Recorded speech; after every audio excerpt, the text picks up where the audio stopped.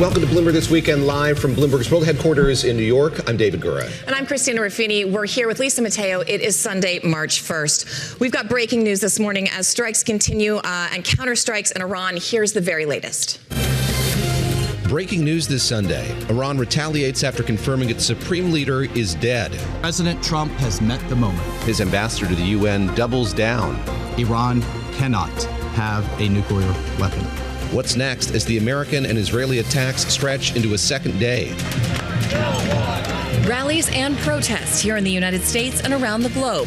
The big question, who will lead Iran next? And traffic plummets in the Strait of Hormuz, a critical energy choke point. What will this mean for oil prices? We're going to be here every Saturday and Sunday starting at 7 o'clock Eastern Time on Bloomberg Television and Bloomberg Radio, bringing you all the news and analysis that you need over the course of the weekend, and news and analysis to start your week. It's what you get on Bloomberg 5 days a week now, 7 days a week here across our many platforms. But let's start today with Lisa, who's tracking the latest in the Middle East. Lisa, what you got? Yeah, there's a mix of protests and celebrations. This is after the death of Iran's supreme leader. Iranian media, they are confirming that Ayatollah Ali Khamenei, he was killed in his office compound during the attacks by the U.S. and Israel. Khamenei, he ruled over the Islamic Republic for more than 3 decades. There's little certainty over what comes next or who's lined up to succeed him. Now, in the meantime, Iran, they have begun 40 days of mourning.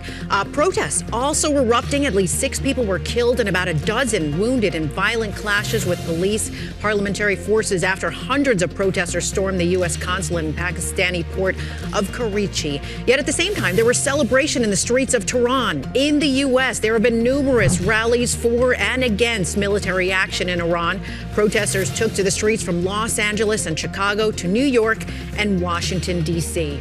And there's new details about what may have pushed President Trump to launch an attack on Iran. Sources telling the Washington Post it came after a weeks-long lobbying effort by an unusual pair of U.S. allies in the Middle East, that is Israel and Saudi Arabia. Saudi Crown Prince Mohammed bin Salman, he reportedly made multiple phone calls to President Trump advocating for a U.S. attack, while Israeli Prime Minister Benjamin Netanyahu, he continued his public campaign for U.S. strikes. Yesterday, Netanyahu praised President Trump. I thank my friend, President Donald Trump, for his historic leadership. He is a leader who keeps his word. I spoke with him again this morning, and I welcome the close cooperation between us. Cooperation that has brought the alliance between Israel and the United States to an all-time high. An alliance for peace and an alliance in war. Now, in retaliation, strikes from Iran while they enter a second day, hitting many neighboring countries. In Dubai, defense systems, they repelled Iranian missiles and drones over its famous skyscrapers. Local authorities said 4 people were injured when a high-end hotel, it was hit by parts of a missile. We will continue to keep you updated on the latest developments. David and Christina. Lisa, thank you very much. And Christina, just the degree to which this is widening is pretty extraordinary here after the killing of Iran's supreme leader. But we've seen buildings struck in Tel Aviv, projectiles in Qatar and Bahrain, and also protests in Pakistan, in Karachi, as Lisa just mentioned a moment ago. I understand the death toll there rising as a result of those protests that have taken place by shared protesters. Yeah, we're hearing it's up to 9 killed in Karachi. We've also got some top lines crossing the terminal. Iran has appointed Ayatollah Ali Reza Arafi to the Leadership Council. He will not be the next supreme leader. He's one of 3 senior officials who I believe Khamenei had previously designated as could take over for him during the past summer when that bombing campaign was going on.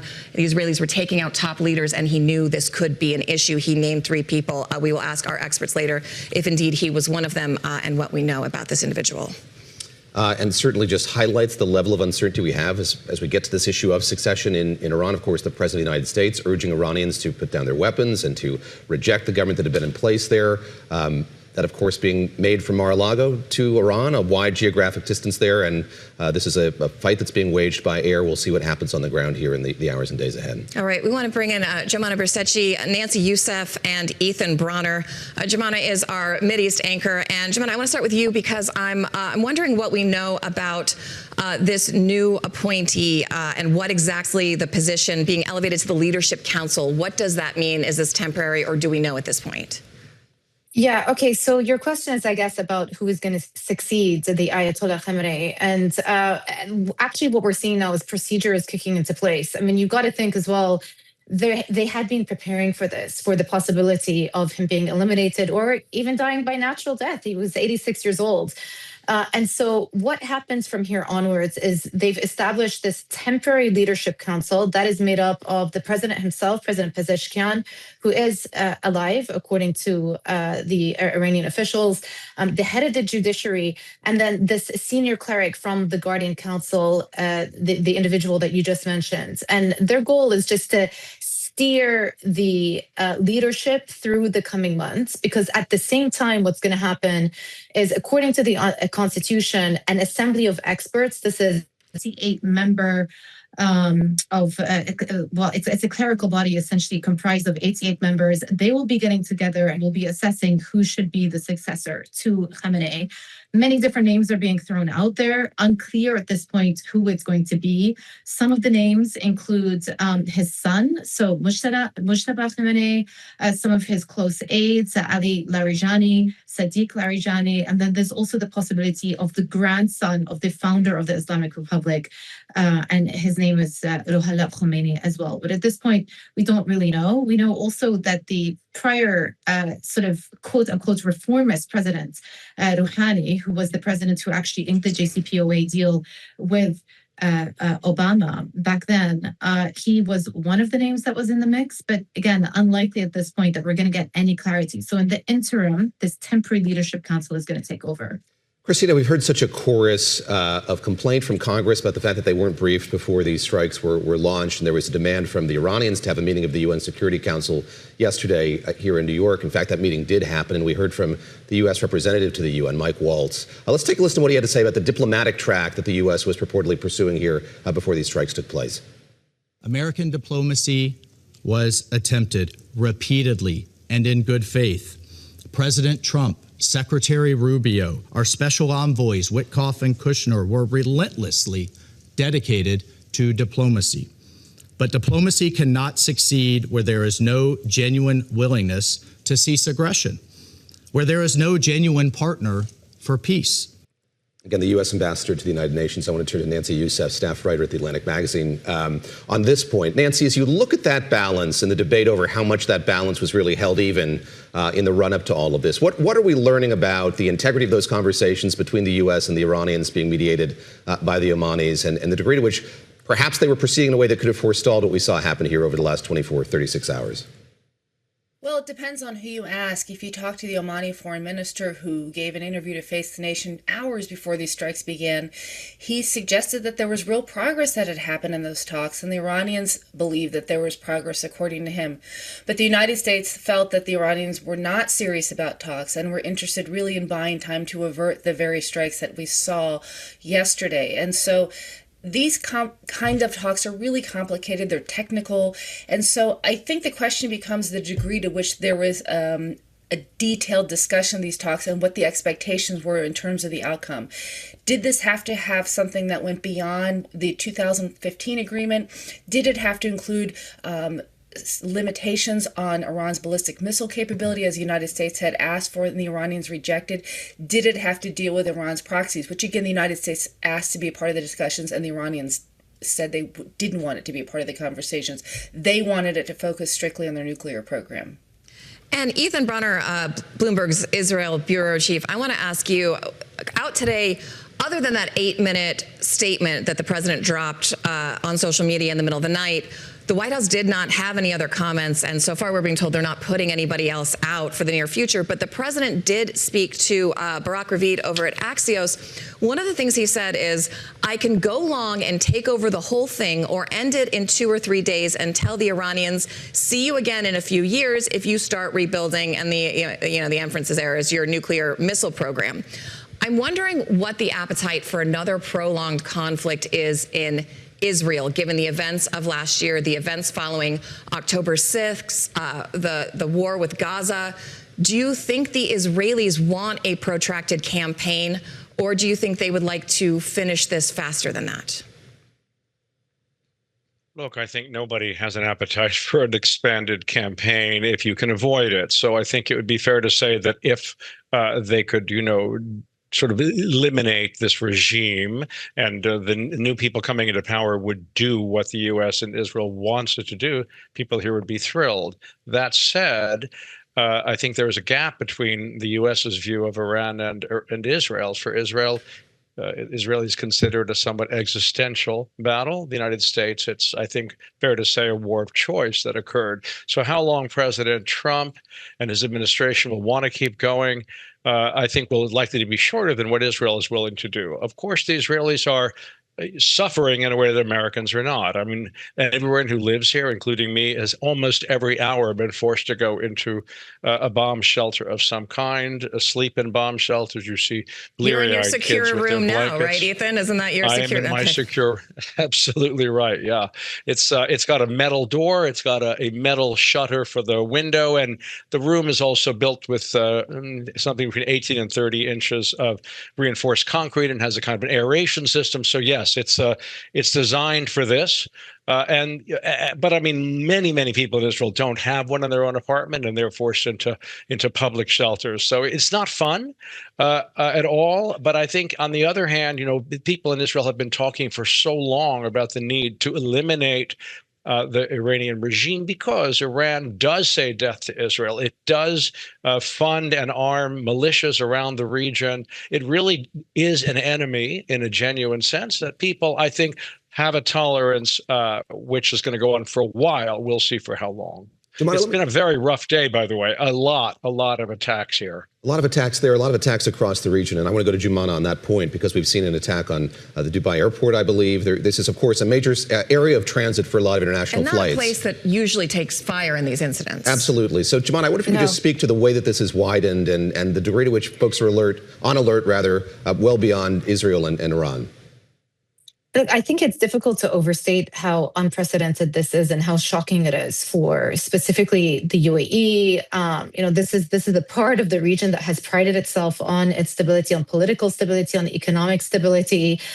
This is not a jurisdiction in the region where you'd expect something like this to happen. So it's shaken everyone who lives here. And yesterday, and throughout our reporting, we were talking about many people rushing to supermarkets to load up on food. That is not a situation that I think UAE officials ever anticipated would occur within the UAE. And while it started off, the retaliation initially started off with Iran sending missiles and drones across directed at U.S. assets and U.S. bases in the region. Actually, what happened yesterday is civilian infrastructure started to get damaged as well. And albeit it could be from the debris of intercepted missiles and rockets, but at the same time, it's sustained damage. We are seeing, you heard about that fire probably in one of those high-end hotels in a very fancy part of town called Palm Jumeirah. Mm-hmm. You would have seen the images online of a Dubai airport also sustaining damage. And it's not just Dubai airport, Abu Dhabi airport also was the recipient of some damage. Similar themes emerging in Bahrain as well. And so what's happened here is this has become a lot more dangerous for the countries in the region than what we thought was going to happen in the early hours. And just a short while ago, very, very strong remarks have come through from one of the senior president's advisors, Dr. Anwar Gargash. He's an advisor to President MBZ. And he actually put out a statement to the Iranians saying, get your senses together. Mm-hmm. This is not how you're supposed to be treating your neighbors. And I think, implicit to that is the threat that, so far the UAE have said that they're not going to let the U.S. use their bases to launch attacks on Iran. But there's the question mark of whether that may change and whether the calculus for these GCC countries has changed. Jumana, thank you very much. Jumana Bercetche, their anchor for Horizons Middle East and Africa here at Bloomberg Television and Radio. Our thanks to Nancy Youssef at The Atlantic Magazine and to Ethan Bronner, our Israel Bureau Chief, as well. Thank you all. It's very interesting. The places that do not normally take direct hits in these attacks, I was texting with a friend in Doha today, checking on them and seeing how they are. And he said, we're good. We're just loud bangs and we're lying to kids about, quote, daytime fireworks. On that note, we want to bring in Colonel Wayne Sanders. He's a senior defense research analyst for Bloomberg Intelligence. Colonel, thank you so much for joining us. I think one of the things I want to ask you about is the level of coordination, especially on the intelligence side, between U.S. intelligence, the CIA, and Israeli intelligence intelligence, Mossad. There's a report in the New York Times this morning that the CIA was actually the agency that located Khamenei and was able to make that targeting in collaboration with Mossad. I'm wondering what your take is on that, if that was a generous leak to chuff up our folks in Langley, or if you think that's actually how that probably went down, given the intelligence capability of both those agencies. Yeah, I think there's a lot more partnership that goes on than a lot of people realize that are behind the scenes that normally don't make it into the public light. But from this perspective, there's a lot of partnerships across those agencies, and anybody who's able to tip and cue among allies and say, hey, look, this is the information that I have this piece of information, because normally what you're looking for is some type of corroborated reporting. You don't want to go off of a single source that says, hey, this is where they're at, and then you end up responding and end up being wrong. So if you can take some signals intelligence, you can take some imagery, you can take some human intelligence, a source maybe, and be able to put those pieces together, then you have that additional level of confidence before you try and target a strike. Colonel, let me just ask you about how you're thinking about the length of this conflict. And of course, there are the warnings in the run up to these strikes by the U.S. and Israel that this could metastasize into a wider conflict. And then when you think about the time horizon for that, what's your latest best thinking on how long this is likely to last? Yeah, I would like to think it wouldn't go beyond 7 days. Mainly, a lot of the pieces that you're seeing the administration talk about is a week, right? They're kind of using that as one of the pieces that are out there. When you look at the capability that Iranians have left, right, a lot of the areas that the U.S. and Israel were attacking is obviously leadership during the first one. Then the rest of the volleys are really going after air defense, launchers, and missile stockpiles, right? They're keeping it towards valid military targets. The launchers, there's not a whole lot of launchers left. They're probably maybe 100, 150 is what I'm hearing from reporting. So no matter how many missiles you have to be able to actually launch them in specific volleys from these launchers. So if they're able to successfully target those, it continues to cripple the amount of military capability and capacity that Iran can put behind. Back in the Iran-Israel conflict, you actually saw volleys of 200, 300 at a time. Well, you're not able to do that if you have a limited number of launchers. Colonel Wayne Sanders, stay with us. We're going to come back to you here over the course of the next few hours to get your perspective on this conflict as we get new reports of strikes throughout the region. And Christina, suffice to say, this is, as Jemana was saying, something that really has widened geographically here over the last 24 hours. It really has, and it's opened up a very interesting discussion, both politically and militarily, about what comes next. Yeah, and I think that's where we're going to take our conversation next when we come back here. Of course, we had the briefing of the Gang of Eight in the run-up to this. We learned about that, the fact that they had been briefed by the Secretary of State. They were actually notified, others. which was a departure from the last assaults. On Tuesday, the night of the State of the Union that the president gave in Washington, D.C. Want to get more perspective just about the way that conversation is evolving. Of course, over the next few hours, we'll hear from some members of Congress themselves. So coming up here, members of Congress demanding more details about the U.S. attacks on Iran. That's straight ahead on Bloomberg this weekend. Stay with us.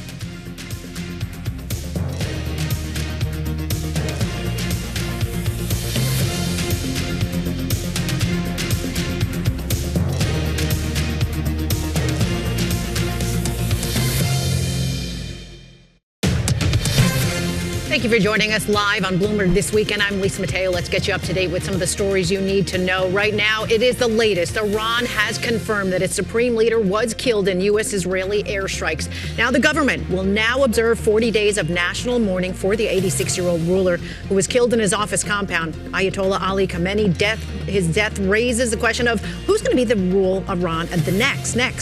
President Donald Trump says the bombing will continue uninterrupted throughout the week or as long as necessary. Meanwhile, the war continues to spread. Buildings were struck in Tel Aviv. Missile defenses intercepted incoming Iranian projectiles in Qatar and Bahrain. There were also reports of attacks on Dubai's main airport. That's the world's busiest aviation hub. Airlines across the Persian Gulf have extended their authority because it tends to be a little bit more than 20,000 affected passengers that were caught up in that disruption. Several airports in the Gulf hit in the crossfire. And in other news, OpenAI has agreed to deploy its artificial intelligence models within the Defense Department's classified network. CEO Sam Altman, he says the company will have safeguards to ensure its models behave as they should. The deal comes after the Pentagon declared Anthropic a supply chain risk. David and Christina. Lisa, thank you very much. David Gura here with Christina Ruffini. And top members of Congress are demanding more information from the Trump administration after those strikes on Iran. Key staff will receive a briefing today, according to a report in Politico. We're going to turn to Balance of Power anchor Joe Matthew and White House correspondent Jeff Mason, they are back with us this morning. Jeff is wearing a tie, which I would give him a hard time for, but it is a very serious news day. So I was feeling the tie. I'm going to let it slide. I'm going to let it slide. Precedent-setting. I won't. I promise not to wear it the next time. Well, I'm not going to let you, but it's fine. All right. We're getting to the news. Jeff, are we likely to hear at all from the president this weekend? You know, he did give a couple sporadic interviews to some reporters. We have that statement.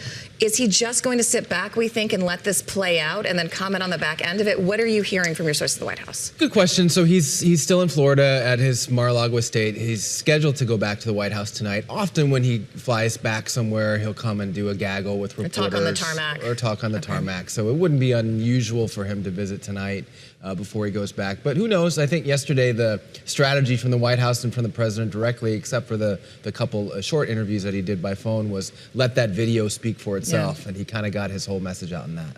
Joe Matthew, on this issue of Congress getting concerned about how this played out and what information they have going forward, how do you see that coalescing in the days ahead? You were here yesterday. We were talking about these two votes scheduled to take place in the House and the Senate on war powers. How significant is the briefing that these lawmakers are reportedly going to get today? Well, extremely. I just wonder how quickly lawmakers could get back to town if leadership decides to do that, because that's the Democratic demand, is that everyone reassemble and get a vote on it, which could have happened this week, by the way. There was already a move in that direction, as we discussed yesterday. But two New Yorkers, Gregory Meeks and Chuck Schumer, want it done now. And I'll be very curious to see what happens with the timing here as we learn more about the window of opportunity that presented itself for this raid. Remarkable reporting by the New York Times that found the CIA had identified a meeting of top lieutenants with the Ayatollah. And it is six bylines on that piece. Pretty remarkable, yes. Yeah. That's why we had a daytime raid. This was supposed to be under the cover of darkness. Really surprising. Absolutely amazing. So are we suggesting then that this might not have happened yet if that meeting hadn't taken place? These are the kind of questions lawmakers will have. But they had clearly teed up some sort of action like this so that they could pull the trigger on it if and when that intelligence came across, because it's not the kind of operation you can just snap out of thin air usually and have done that successfully and that targeted. We want to go to Courtney Subramanian, who's with the president in South Florida. Courtney, you heard me just ask Jeff if we're going to hear from the president. It seems like no. If you have any other information, please let me know. But I'm wondering if you could talk to the president, what are the questions that the press corps wants answered? What are those outlying questions that we still need addressed from the White House? Yeah, I think the main questions are, what are his objectives here, right? Especially in the next few days. We did hear from the president by Twitter yesterday, or X, announcing the death of the Ayatollah. And that in that post was the clearest indication yet on the timeline of this campaign, which is another question we really want to get to. And that's that he expects this operation to continue at least for days. He said that the heavy and pinpoint bombing would continue uninterrupted throughout the week, or as long as necessary. So, those are, certainly the main questions. We want to pin the president down on this. We did not hear from him yesterday or see him yesterday, as you mentioned. We will be traveling back with him this afternoon. There was a background briefing call with senior administration officials. They did not provide evidence for some of the reasons they gave for why he launched these strikes. And they did not provide follow-up questions. So these are some of the questions we're going to take to the president when we travel back with him this afternoon. Jeff Mason, let me ask you about presidential patience, because I think that's going to be a huge issue going forward here. How much patience does this president have to go through with might be a war that lasts days or weeks or even longer still? And I'll note, I think we heard from Caroline Levitt, the president went to his fundraiser as scheduled at Mar-a-Lago. Yes, there might have been two of them on the agenda, if I'm not mistaken. What's your sense of that, the degree to which he is willing to stick with this? We're bombarded by so many stories happening at one time here. This is one that will, suffice to say, require a lot of focus here in the near term. True. I think that he was certainly advised about what length of an operation would potentially be coming if he pulled the trigger, which he obviously did. His people have also told me frequently, when we talk about the multiple things he's doing, from going into Venezuela and now Iran, versus building a ballroom and making sorts of all other types of choices that you don't necessarily see from a more traditional president, which he is not, that he can do all of the above. So I think he's going to keep doing all of the above. I wouldn't necessarily think of the adjective patient when I'm thinking of President Trump, but I don't think he has a choice here. I mean, they're all in on this operation, so that's just part of the gig. We want to go now to Eric Wasson, who's Bloomberg's congressional correspondent. Eric, we've been talking at the table here about what Congress can do, and we have a lot of the lawmakers coming up in our show, and we're going to be asking that several times. But while I've got you here, you know, there is this war powers resolution they're trying to get to the floor. I want to play a bite from President Trump yesterday about what he says was the imminent threat from Iran, and those words are really important. We're going to come back to it. Let's listen to the sound. A short time ago, the United States military began major combat operations in Iran. Our objective is to defend the American people by eliminating imminent threats from the Iranian regime, a vicious group of very hard, terrible people. Eric, as you talk to lawmakers, frankly, on both sides of the aisle, were they buying this imminent threat argument from the president? Because this is the same administration that says they had all but obliterated Iran's nuclear program last year during the summer. There is no evidence I've seen that the breakout time was closer, that's the time to a nuclear bomb, closer than it was in the last week or month or year. Are members of Congress buying this argument? Now, most Democrats are not buying it, but my big question is, will this war powers vote actually succeed? I think it will fail. And when it fails, the administration will interpret that as permission to go ahead with the war. The reason it will fail is because Democrats are divided. Most Democrats, especially the progressives, are against this action. But you do have a faction of pro-Israel Democrats for whom, especially after the Ayatollah was killed, it's a very difficult vote. I think that they would not vote in favor of restraining the president for that reason, even though you would have some people like Thomas Massie, libertarians, who are against this.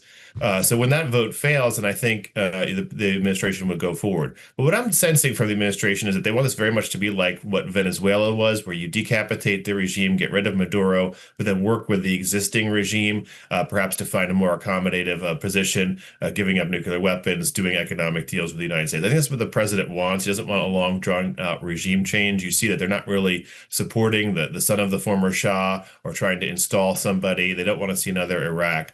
But I'm also really struck, like you said, an imminent threat. I'm old enough to remember the Iraq War buildup, where there was a long case made that there was going to be weapons of mass destruction. That, you know, they went to the UN, went to the Congress, and none of that was really done. Very strange middle of the night video from the president. I think, you know, he hasn't really made the case in the way that's traditionally been done. But because so far it looks successful, the vote, the operation seems successful, the vote probably will fail in Congress this coming week. That's really interesting. Yeah, Joe, selfishly very grateful to have you here in New York this weekend. Very helpful for us, but I should say that there's action in New York as well. In Turtle Bay, there was this meeting of the UN Security Council yesterday, and Mike Waltz, the U.S. representative to the UN, was there. Talk about how you processed his comments, his defense of these strikes, and how you think about them in the wider context of the way that world leaders are reacting to what's happened here. I notice, I kind of look through all of these statements, many of them expressing pleasure or happiness that the Supreme Leader is now no longer ruling Iran, to put that mildly, but also cautioning that they weren't a part of these strikes. And I'm wondering, sort of, as you look at all of these statements, look at all of this reaction, what you make of what they've had to say. Well, it was a really important moment, I think, for the ambassador, who was clearly prepared for that exchange. But yeah, look, this is an opportunity to choose sides. At some point here, and the United States needs to project, I think, a little bit more determination as to where we're going, and that's what we'll hopefully be learning in the next couple of days. I personally don't think it's going to be much longer for the president to resist getting in front of the American people. I realize that they're going on this video and things are very busy. By the time he gets back to the White House, though, at some point he's going to need to sit behind the Resolute desk and address the American people in real time. In a formal setting. He's done a thing. He's going to want to talk about the thing. Yes, right. If not, just stride into the briefing room and talk to Jeff, which he's been known to do as well. There are too many questions about what's going on, and I just don't think he wants the lasting image to be him wearing that white baseball cap as we look back at this moment for generations. Mr. President, Jeff is wearing a tie. He's ready for that. Yeah, he's ready for right, that. I'm ready. Courtney, I want to ask you about something that Eric brought up, which is that there has been an economic angle to some of these other strikes, right? In Venezuela, there was an oil aspect. I'm wondering if the inverse might impact how long this campaign can go, because we're already seeing the economic impact of these strikes in Iran. Obviously, there's an issue with the Strait of Hormuz, all these tankers. There's a very large map you can pull up on your terminal of all these tankers either stopped or trying to go other ways. There's also the fact that, you know, as we talk to Jumana and our folks in the Middle East, other cities, other big economic hubs Doha are shutting down because of these airstrikes. We have a producer here who's supposed to fly to India this next week, and she can't go through the Middle East. She's got to go all the way around. So airspace is closed. This is going to have a really big economic impact on some folks who are allies of the president. At what point do you think that argument could be more impactful than anything else these allies could be asking him to do? I think that's a really important point, and it's a salient one for this administration in particular. I think in the next few days, we are going to see, a lot of conversations with some of these allies in the region who are going to be, economically impacted by this. But two, that's going to be a case for how long the president wants to focus on this operation, this campaign. And it's certainly a question we're going to put to him later today. But I think that, it really depends on how these meetings and how these briefings go over the next week. Eric, we got about a minute left here, but I'll note Republican members might be disappointed that the president's not talking about affordability. This has really changed the dialogue away from what I think they hoped he would be focused on.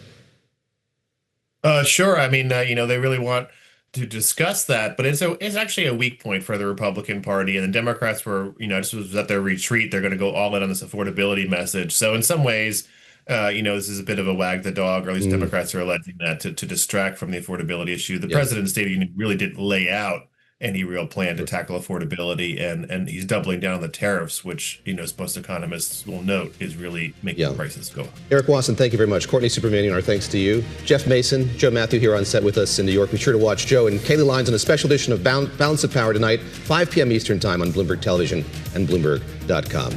All right, we'll be back in just a minute to dig into that imminent danger.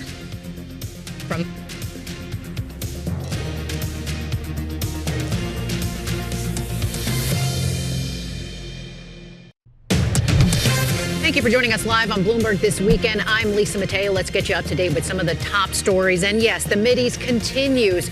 This is to come under a wave of attacks. Iran is vowing retaliation. The conflict that spread to half a dozen countries across the Middle East threatens to disrupt energy flows. Buildings struck in Tel Aviv. Missile defenses intercepted incoming Iranian projectiles in Qatar and Bahrain. There were also reports of attacks on Dubai's main airport. That's the world's busiest aviation hub. Now, the attacks come as Iran confirms its supreme leader, Ayatollah Ali Khamenei, was killed in the strikes by the U.S. and Israel. Ship tracking data, well, it shows that oil and gas shipping remains largely paused in the Strait of Hormuz that links the oil-rich Persian Gulf to the open seas. Now, the waterway is a crucial choke point for energy markets because a fifth of the world's seaborne oil and liquefied natural gas it typically passes through each day. It's not clear how long, though, that disruption may last. And this latest news just coming in on our blog, too, as well. Iran State TV says an oil tanker is sinking after it was hit attempting to illegally pass through the Strait of Hormuz. We'll keep you updated on that as well. Also, bets on Polymarket. Well, they are cashing in 6 accounts on the prediction markets website. It made around $1 million in profit by betting on the U.S. to strike on Iran by February 28th. Now, that's according to analytics from Bubble Maps. But the pattern of bets, it's really raising some suspicions of insider trading because they were all freshly created in February and had only ever placed bets on when U.S. strikes might occur. Now, some of those shares, David and Christina, they were also purchased hours before those first explosions were reported in Tehran. So a lot of questions. We're going to dig into Polymarkets. Yes, it is on our checklist for this show because, of course, that's one of the few things that are trading on the weekends. But it's really fascinating who's placing those bets and when. Yes, absolutely. I want to get back to politics if we could now. Joe Matthew, host of Balance of Power, is here with us still. Jeff Mason, our White House correspondent, with us here as well. And Jeff, let me start with you just about the political appetite for the strikes that we saw over the course of the weekend and for perhaps a sustained war going forward here. What do the latest polls tell us about how Americans feel about the prospect of this and now the reality of war in the Middle East? I don't know that there's been any, polling just since the strikes yesterday, but certainly the polling heading into these strikes this weekend, and generally the sentiment from the president's own base is that they don't like foreign interventions. And President Trump, of course, ran as a presidential candidate on the America First agenda, Make America Great Again. And a lot of the criticism that he's received from his own base over the last several months was that he was spending too much time on foreign policy and not enough time on affordability and on domestic politics. And then who is fueling this? Is this coming from Trump himself? Is this coming from a specific advisor? Is this Stephen Miller? Like, where is this coming from? Well, I think if you look back at the Susie Wiles interview that she did last year, she said... This is the Chris Whipple Vanity Fair interview. Ding, ding, ding. Yes. That one. She said, this is a man who believes he can do everything, full stop. And he does. And he's got this long laundry list of things that he wants to do domestically, but also internationally. And clearly Iran was on that list, and they saw a window now, and they did it. Jed, let me bring you in on this. I alluded to it a moment ago when I talked about how Republicans might be dissatisfied that the president's not talking about affordability.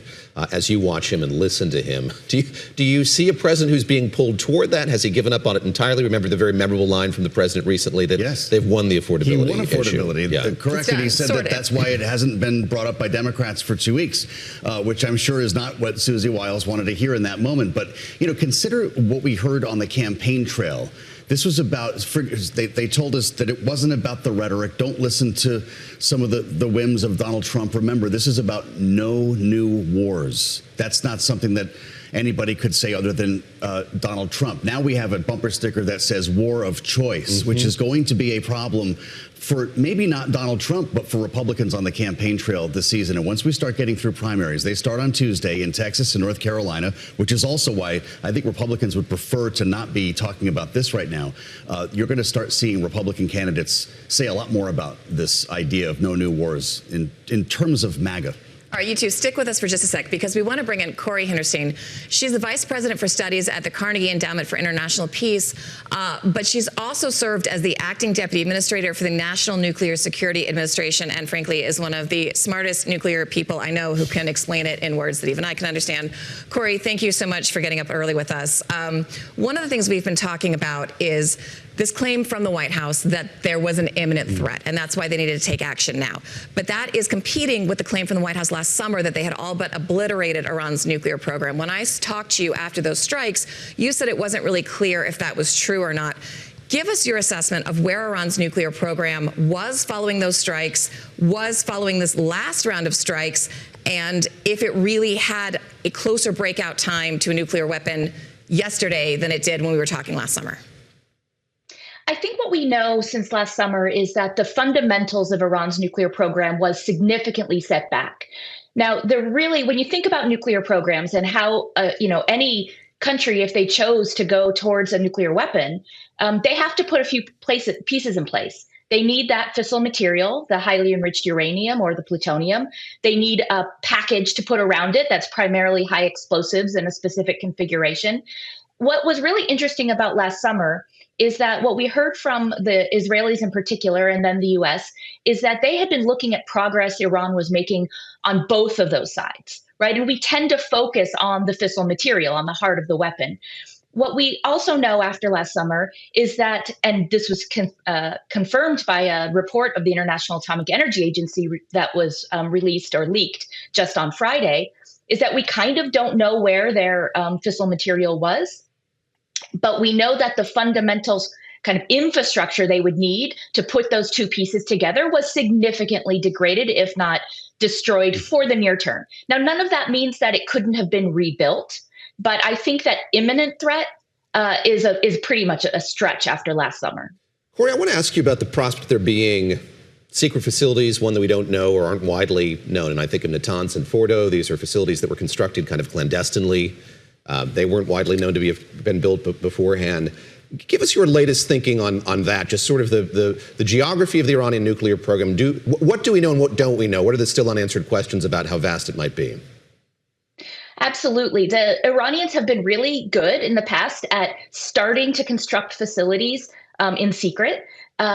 We saw that primarily before the Joint Comprehensive Plan of Action, before the JCPOA, and the revelation of some of those facilities was what really forced the negotiators to the table. because not only were those facilities started in secret, but they were found out. And that is something I would take seriously. What we have seen with Iran over and over again is they've attempted to do things in secret and they get discovered. We've seen from Israel that they have, pretty significant intelligence penetration within the Iranian system. We see that even just how they're able to target leadership and know their locations through some of these military strikes. So I would say that I would never rule out that there are secret facilities in Iran. It would be crazy to say that they couldn't be doing something in secret. But I would also say that our history has been pretty good at discovering those. And again, there's only so much you can do in secret because the kinds of activities that they would be conducting, it requires people, it requires equipment, it requires very specialized knowledge.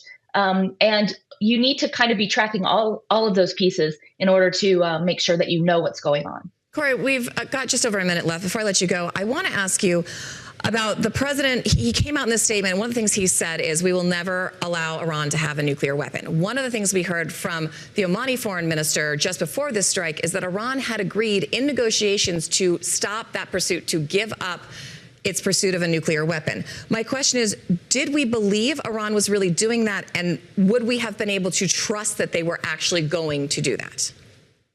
I think what's really important is we should never believe or trust what Iran is doing on its nuclear program. That's why verification matters. And the biggest pieces that I think we're missing from this conversation is, when was the IAEA going to get back on the ground to confirm the location of all of that highly enriched uranium? We still didn't know where it was. And how fast could that happen? And how fast could we build the confidence in any commitment that was made? Frankly, I don't think that was a legitimate statement by either the Iranians or the U.S., because Iran has said for decades and is legally bound and has repeated often that it will not pursue a nuclear weapon. And yet we've seen activities that were inconsistent with that. But at the same time, this was not an imminent nuclear threat. And we've seen, watch the news. What are we striking? Mm-hmm. We're striking leadership targets. This is a military action over regime change, not over the nuclear program. Now, the one caveat to that is some would believe that as long as this regime is in place, there was always going to be a nuclear risk. But I believe we had tools, including on-the-ground verification, that were building our confidence that at least there wasn't going to be a nuclear weapon in the near term. And that is now completely off the table. Corey, thank you so much for joining us. It's Corey Hinderstein there. Coming up here, we'll talk to the Secretary of Defense, Mark Esper, who was Secretary of Defense under President Trump in his first term. Welcome back to Bloomberg This Weekend. David Gura alongside Christina Ruffini. And we're following, of course, what's happening on the ground across the Middle East, the political fallout in Washington and capitals around the world. Also what it means for markets and the economy. And we're seeing that no more acutely than in the energy sector and the oil markets, where we're seeing a widening escalation cycle as a result of those strikes that took place yesterday. We're bringing Mike McGlone now. He is with Bloomberg Intelligence. He's our senior commodities strategist. Mike, it's great to speak with you on this Sunday morning.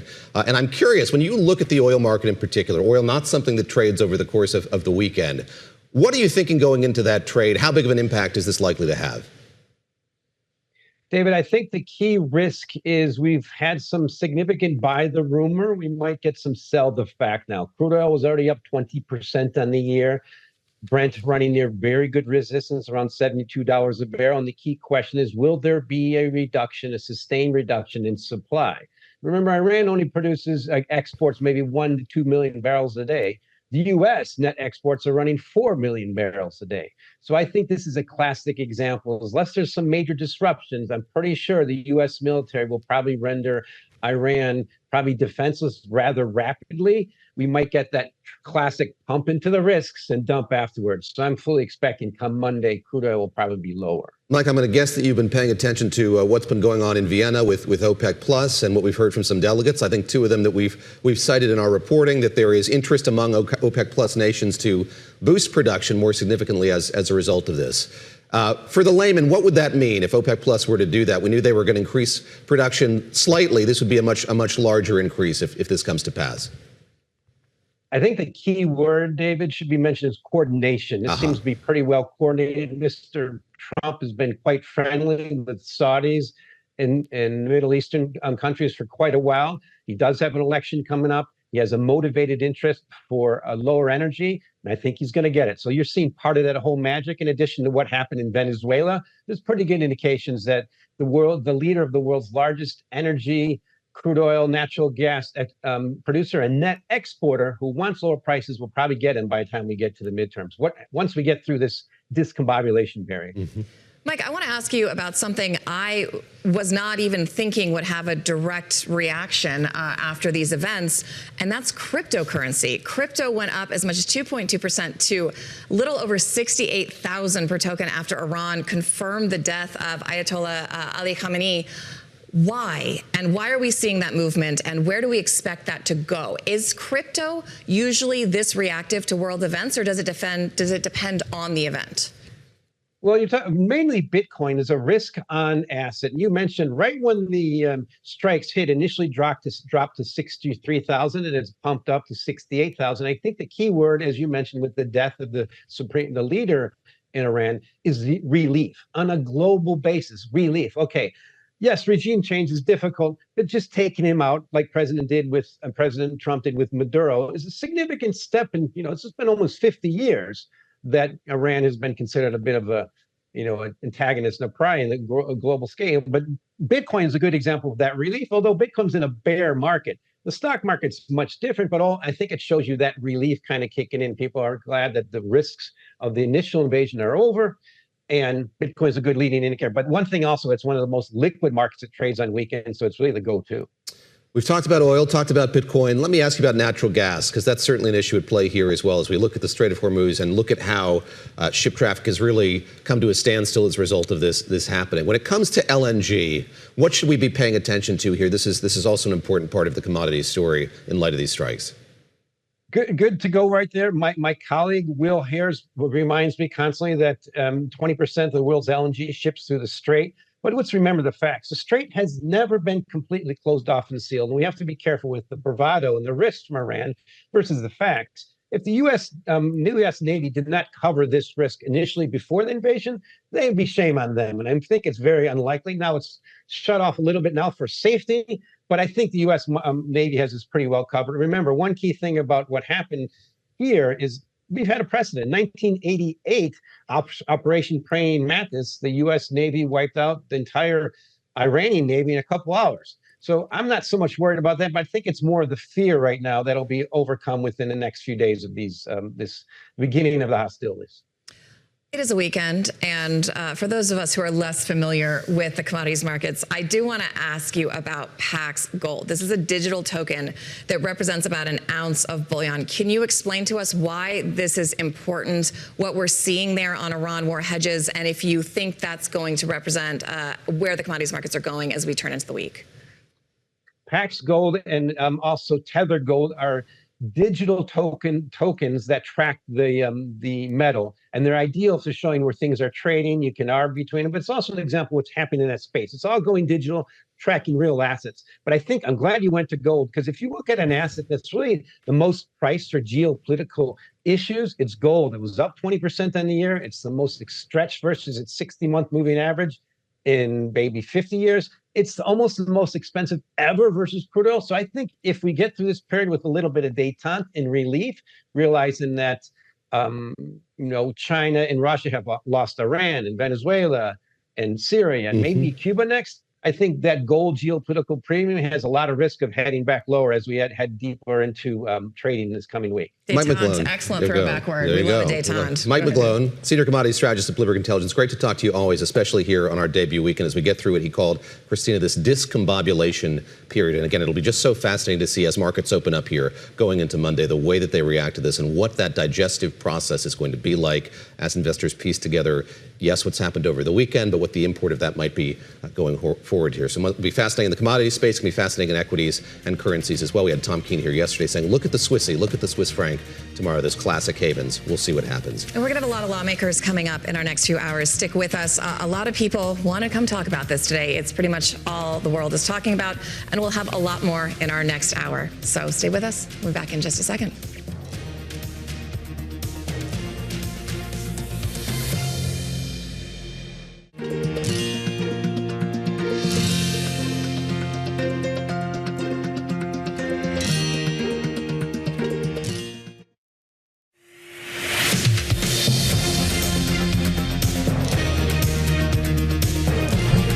Welcome back to Bloomberg This Weekend. I'm Christina Ruffini here with David Gura and Lisa Mateo. We are live at Bloomberg's world headquarters in New York, bringing you the biggest stories from around the world. Although there is really one story dominating the news cycle, and of course, that is the ongoing strikes in Iran and around the region in the Middle East. Absolutely. We had the killing of the supreme leader of Iran, something that really ratcheted up the significance of those strikes yesterday. And we see Iranians beginning to process and piece together what the succession process will look like in that country after his killing. Reaction from the ground in the Middle East, reaction from capitals around the world, reaction from Washington, D.C., as well as we have lawmakers preparing for briefings, as we understand it, on indeed what led to those strikes yesterday, what the fallout is likely to be, and what's going to come up next. We're going to speak with the former Israeli Defense Secretary in just a few moments. The former U.S. Defense Secretary as well, Mark Esper, is going to join us, get his reaction to how all of this unfolded. But first, on this Sunday morning, let's get a check of the headlines with Lisa Mateo. Lisa? And I want to start where you led off, of course, David. This is the mixed reaction, and that's to the death of Iran's supreme leader. Let's get right to it. So Iranian media, they have confirmed that Ayatollah Ali Khamenei, that he was killed in his office compound during the attacks by the U.S. and Israel. Khamenei, he ruled over the Islamic Republic for more than 3 decades. Now, there's little certainty over what comes next or who's lined up to succeed him. In the meantime, Iran begun 40 days of mourning. Protests have also erupted. At least 6 people killed and about a dozen were wounded. Violent clashes with police and parliamentary forces. That's after hundreds of protesters stormed the U.S. consulate in the Pakistani port of Karachi. Now, at the same time, there's also celebration in the streets of Tehran. In the U.S., there have been numerous rallies. Of course, this is against military action in Iran. Protesters took to the streets from Los Angeles to Chicago to New York and also Washington, D.C. And there's new details about what may have pushed President Trump to launch an attack on Iran. Sources telling the Washington Post it came after weeks-long lobbying efforts by Israel and Saudi Arabia. Now, Saudi Crown Prince Mohammed bin Salman, he reportedly made multiple phone calls to President Trump advocating for a U.S. attack. Now, some of the president's former confidants, including former National Security Advisor John Bolton, are questioning Trump's long game. Here's Bolton talking to our team yesterday. I worry about the potential that after a couple, 3 days, Trump declares, okay, that's a victory, and now it's up to the people of Iran. That's not going to be enough. It's not a one-and-done kind of operation. These attacks, I think, as they destroy the instruments of Iranian state power, can be very effective, but it remains to be seen if Trump will carry through. Now, in retaliation, strikes from Iran enter a second day, hitting many neighboring countries. In Dubai, defense systems repelled Iranian missiles and drones over its famous skyscrapers. Local authorities said 4 people were injured in a fire at a high-end hotel after it was hit by parts of a missile as well. We'll continue to keep you updated with the latest developments. David and Christina.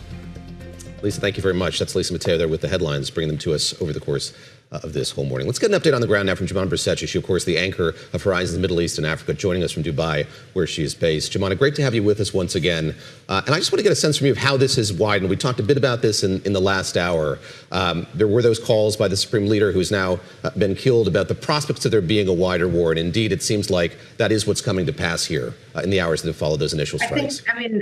We're already in a situation where this has become a wider war. And you look at the retaliation, or the reaction, I should say, rather, out of various Gulf states. The senior figures have been speaking just in the last hour, or earlier on, we were reporting about the senior advisor to the UAE president, MBZ, Dr. Gargash, and he put out a statement saying that a pledge, so cautioning Iran to return back to their senses, and saying that this is not the way that they need to be dealing with their neighbors. A short while ago, we heard Saudi Arabia also summoning the Iranian ambassador. And so the reaction from Gulf states has started to filter through, and they are very irate about what has gone down in the last 24 hours. And yesterday, when we spoke about the initial response out of Iran, the assumption was that they're going to be targeting mainly U.S. assets in the region. But actually what's happening is there has been a significant amount of civilian infrastructure that has been damaged as well. We're talking about strikes or damage from debris at the Bahrain airport, Abu Dhabi airport, Dubai airports. A short while ago, I was looking at images of smoke rising from ADGM. That is the financial capital of Abu Dhabi. And so it's really difficult to overstate how much of an escalation this is as far as the Gulf states are concerned, because they had been trying for years on end to bring down the temperature. This is not the outcome that they were looking for. But at the same time, they will have to respond somehow to these ongoing attacks on their territory. And just to give you the latest numbers, the Ministry of Defense of UAE put this out a short while ago. They've been subject to 165 missiles that they've intercepted and 541 drones just in the last 24 hours. A virtual meeting of these GCC leaders is going to be held reportedly in the next hour or so, and they should be discussing how to take it from here onwards. Wow. Stay safe, please, Jemima Bercetche. She's our Mideast Horizons anchor. We really appreciate you keeping tabs on the ground. We want to turn now to former U.S. Defense Secretary Mark Esper. He served under President Trump's first term. He also served in the Gulf War. Mr. Secretary, thank you for joining us. Off the bat, I want to ask for your assessment about this operation to kill the Ayatollah. Can you talk to us about how that planning would have gone down, the coordination between the U.S. and Israel, and whether or not this was a successful, it was successful, but the risk factor here, is this an operation you would have greenlit at your time at the Department of Defense? Yeah, well, good morning, first of all. It's good to be with you guys. I think obviously the operation was more than just a decapitation operation. It included taking down their air defenses, their ballistic missile launching capabilities, further degradation of their nuclear program, and the coup de grace of this, I guess, is the decapitation part of it. And yes, I think that's always an option. If you could take out the senior leadership of a foreign country, that can really knock out their ability to command, to communicate, to inspire their forces. And so I think it was a risk worth taking.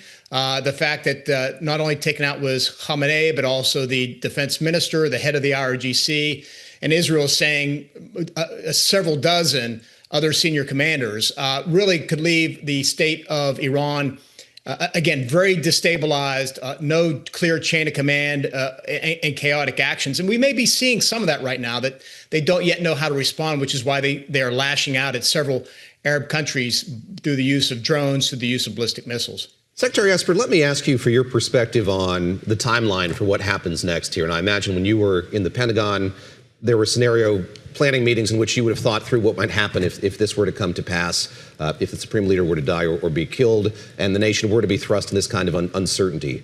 How do you see all of this playing out? How long do you think it's likely to take? And as you look to other capitals, other places in the Middle East being brought into this war, what does it tell you about the timeline? Well, I think, first of all, at the operational level, we know that President Trump has said this could go on for several days. They've talked about a period of bombing and strikes with a pause to do BDA, which is battle damage assessment. That's where you look at what happened and did you hit the targets, did you destroy them, or do you need to go back and double tap them? So I think that continues for a few days, but we will likely reach a point here fairly soon where the Iranians will have had so many ballistic missile launchers destroyed, missiles rendered incapacitated, that Israel and the United States will have free, unfettered ability to fly over Iran and strike any targets as they want. And I think that will come sooner rather than later. It appears some of that's happening now because the air defenses just don't seem to be capable. So I think we'll reach that in a period of days, which will render Iran relatively defenseless. Then the question will be, what else does Iran try and do? For example, activate their terror network around the world, to include here in the United States. I think the bigger question, though, is politically, is who is going to assume charge in the coming days. We know that Iran has appointed and it's constitutional, three persons to run the country in the interim. It's the head of the judiciary, the president, and a member of the Guardian Council. But the important thing is who will succeed ultimately Khamenei. Will it be a senior cleric that will preserve the theocracy? Will it be a senior military commander from the IRGC that will try and establish the military as the foremost power? Or will it be somewhere a civilian who's not a cleric, who is in the Iranian system more pragmatic? I think we need to see all that play out in the coming days. Right now, it seems like the clerics have the edge because the constitutional process is being followed. Then I think economically, we're all watching to see what they try and do with the Strait of Hormuz. Will they try and close it as a way to rattle oil markets, threaten their Arab neighbors and whatnot? And then lastly, diplomatically, it's interesting to see so many people sitting on the sidelines or not doing much. I mean, obviously, Russia and China have protested American actions. Some Europeans have been supportive, others have remained quiet. So when I look at these next few days, I look at those four pillars of how this may go. Mr. Secretary, I'm wondering what you know about this kind of caretaker appointee that they've named this morning, Alireza Arafi. It's not a name I'm familiar with. Do we know anything about his position? You mentioned possible successors. The Ayatollah had a son. That is not traditionally how that is done in Shia Islamic tradition.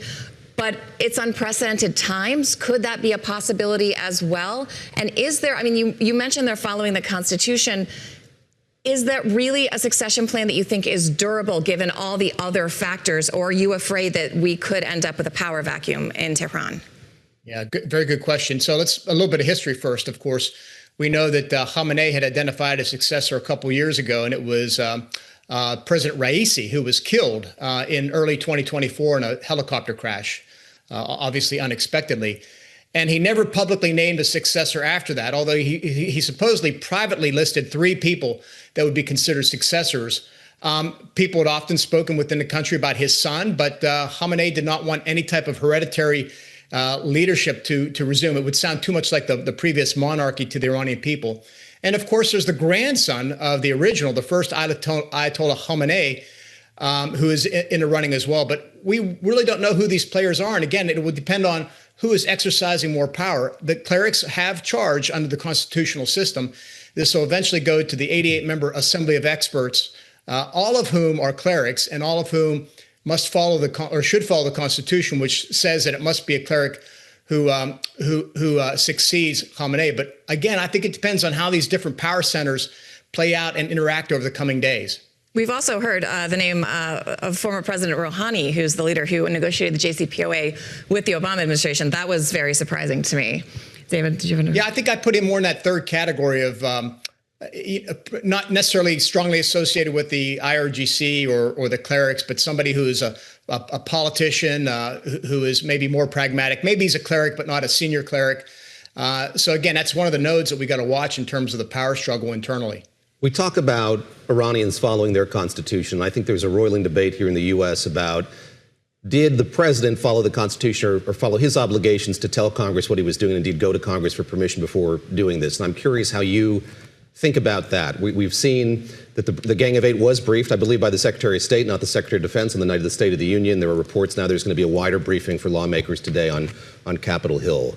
Did the president make a mistake? Did the administration make a mistake by not going to Congress in advance of these significant strikes?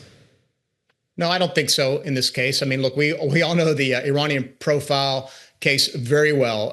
I've been being in D.C. in the mid-'90s. I've been following the Iranians and all the ups and downs and the pursuit of nuclear enrichment and their proxy terror network throughout the region. Lawmakers on Capitol Hill understand this regime very well. No surprises here.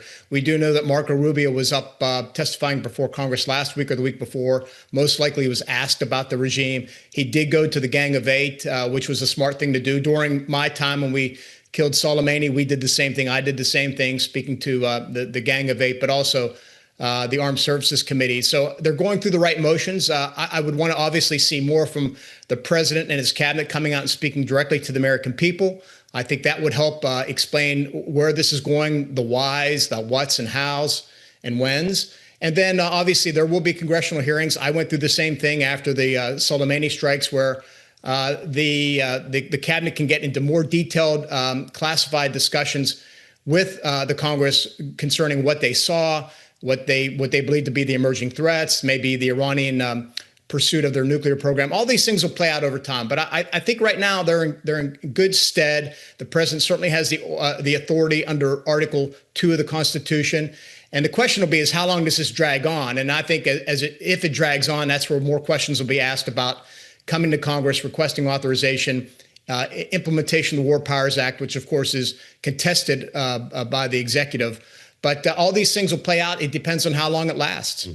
Mr. Secretary, when you were in the administration and you took action against Soleimani, there was some controversy about whether it was an extrajudicial killing, and one of the arguments the administration made at the time was an imminent threat argument. That's something we're hearing now from the president. I've got some sound from his speech last night or very early yesterday morning, depending how you want to look at it. I want you to listen to this. A short time ago, the United States military began major combat operations in Iran. Our objective is to defend the American people by eliminating imminent threats from the Iranian regime, a vicious group of very hard, terrible people. There is certainly, I think, a fairly easy imminent threat argument to be made about Iran's risk to U.S. installations in the region. But is there a legitimate argument that the imminent threat from Iran to the U.S. homeland was heightened in the last days or weeks? Well, look, I think this is something that the cabinet, again, is going to have to go up to Congress in the coming weeks in a classified setting and explain what they saw and they'll answer these questions. I know during my tenure, we did see imminent threats. We knew that Soleimani was moving throughout their region and organizing his proxy forces to attack American facilities, multiple embassies, and we took the action, taking out what we saw as a uniformed military officer on an active battlefield. So that was eventually explained, and for the most members of Congress understood that. The intelligence was shared. So I think we'll go through that same process. But look, I think we need to look broader than that. In my mind, this is a preventive action in the midst of a strategic opportunity. Over the last couple of years, since the murder by Hamas of 1,200 Israelis in October 2023 has kicked off a series of things that has eventually resulted in the destruction of Hamas, the destruction of Hezbollah in southern Lebanon. It's the reduction in power of Shia militia groups, attacks on the Houthis, and a little bit unexpectedly, of course, the overthrow of the Assad regime in Syria. The entire network of Iranian terror proxies has largely been dismantled. And then on top of that, with the 12-day war, we saw Iranian air defenses and missile capabilities and their nuclear programs set back as well. So here we are at a moment in time, after 47 years of this terrorist state conducting these operations and causing instability and death throughout the Middle East. We find them on their knees and at the same time trying to rebuild their air defenses, trying to rebuild missile launch capabilities, trying to buy cruise missiles from China, advanced fighter jets from Russia, and restart their nuclear program. Yeah. Why wouldn't we take this opportunity once and for all to take down this regime and to free the Iranian people from this oppression? To me, it's a strategic opportunity. It would have been a mistake not to take it. Mark Esper, the former Secretary of Defense, joining us on this Sunday morning. Secretary Esper, thank you very much for the time. And Christina, fascinating to hear his perspective there on the way that this unfolded and what comes next when it comes to Congress. That's right. Our breaking news coverage up next continues next. We're going to speak with former Israeli Defense Minister Yoav Gallant about how these events are going down in the Middle East. That conversation coming up next, straight ahead here on Bloomberg This Weekend, live.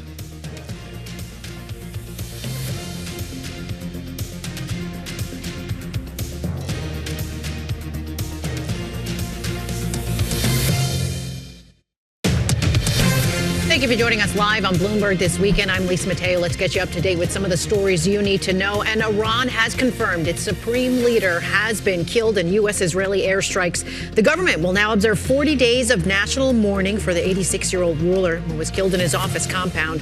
Ayatollah Ali Khamenei, whose death raises the question of who will rule Iran next. President Donald Trump says the bombing will continue, quote, uninterrupted throughout the week or as long as necessary. Meanwhile, the war continues to spread. Buildings were struck in Tel Aviv. Missile defensive intercepted incoming Iranian projectiles in Qatar and Bahrain. There were also reports of attacks on Dubai's main airport. That's the world's busiest aviation hub. Airlines across the Persian Gulf have extended their suspension of operations, causing major disruptions at some of the world's busiest airports. The United Arab Emirates Civil Aviation Authority, they said it tended to more than 20,000 affected passengers caught up in the disruption, with several airports in the Gulf hit in the crossfire. And in other news, 3 people are dead, at least 14 others injured after a shooting in Austin, Texas. It's in a popular entertainment district. The suspect who died in the shooting has not been identified by authorities, but was described simply as a man. We'll keep you updated on that as well. David and Christina.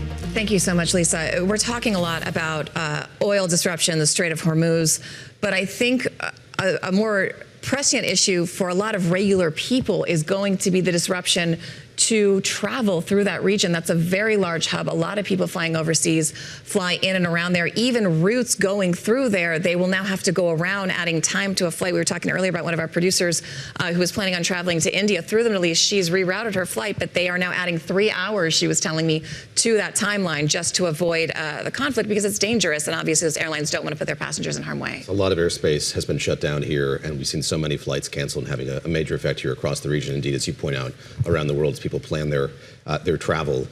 We just heard from the U.S. Secretary of Defense, former U.S. Secretary of Defense Mark Esper. I want to pivot now to talk to a former Minister of Defense for Israel, that's General Yoav Gallant, who tweeted this before those strikes on Iran. A picture of himself with Israeli Air Force, members of the Israeli Air Force in an F-15 with the message, good luck. General Gallant, great to have you with us here on this Sunday. And a question we keep coming back to here has to do with timetable.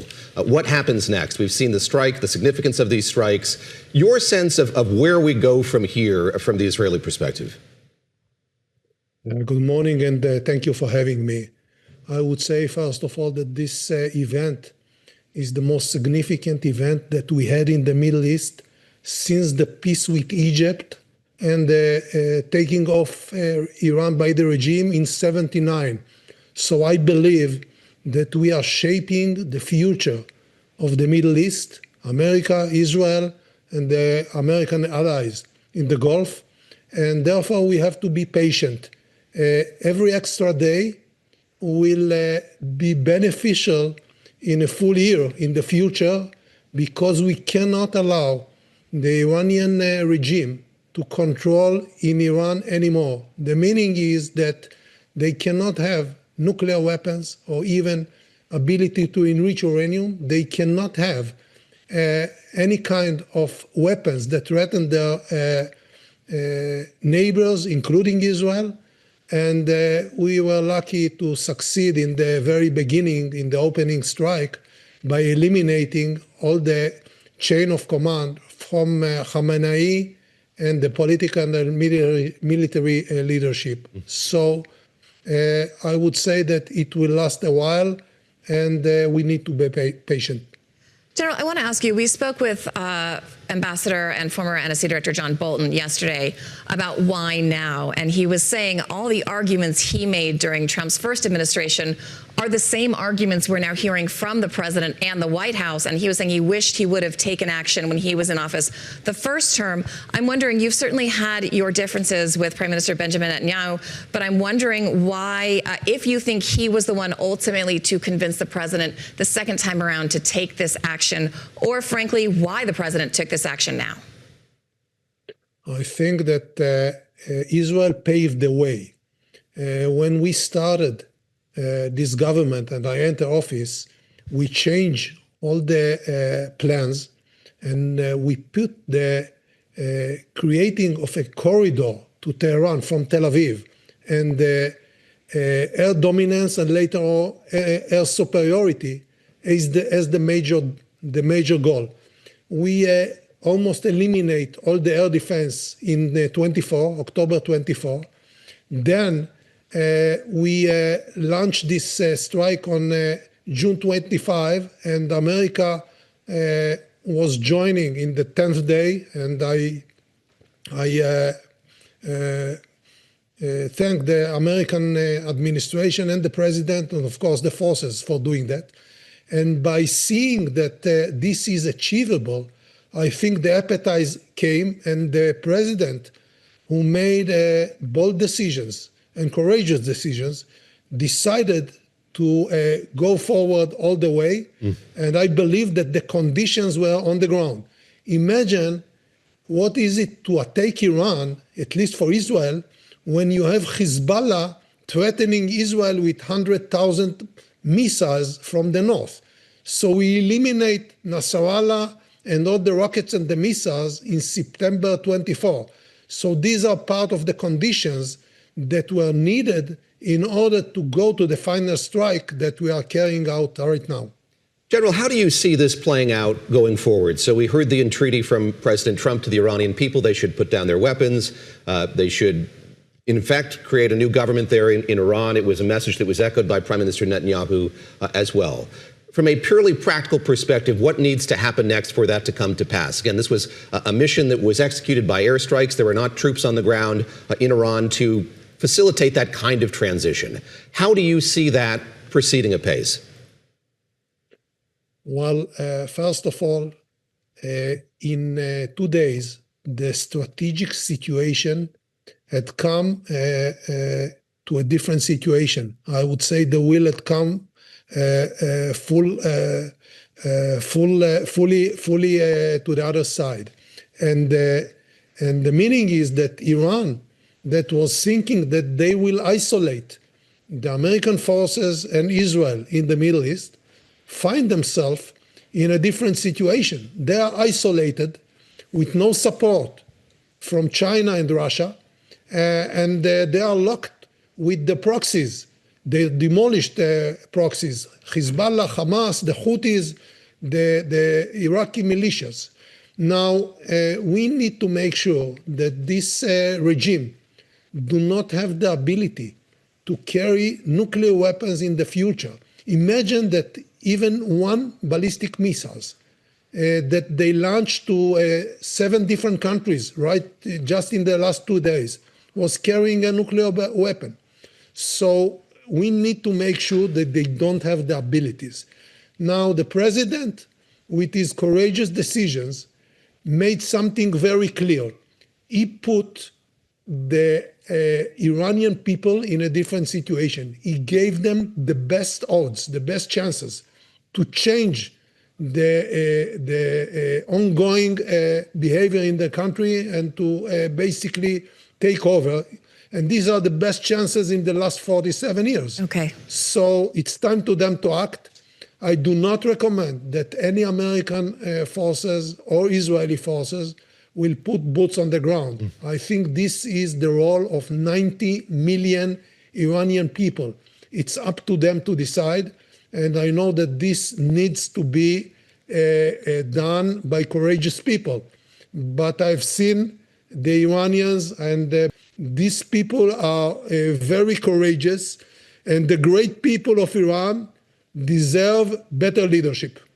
All right, General, thank you so much. Yoav Gallant, former Israeli defense minister. We appreciate you taking the time to speak with us today. We want to go back to Colonel Wayne Sanders, retired Colonel Wayne Sanders, always a colonel, who's a senior defense research analyst here at Bloomberg Intelligence. Colonel Sanders, I don't know if you caught the last bit of what he was saying, but one of the things I thought was really interesting is when he was talking about how what has changed from Trump's first term to the second term is the degradation of the IRGC, of Israeli forces against Hezbollah and these other threats that made it right, that made it possible to take this kind of action now. I'm wondering if you agree with that assessment, if you have anything to add.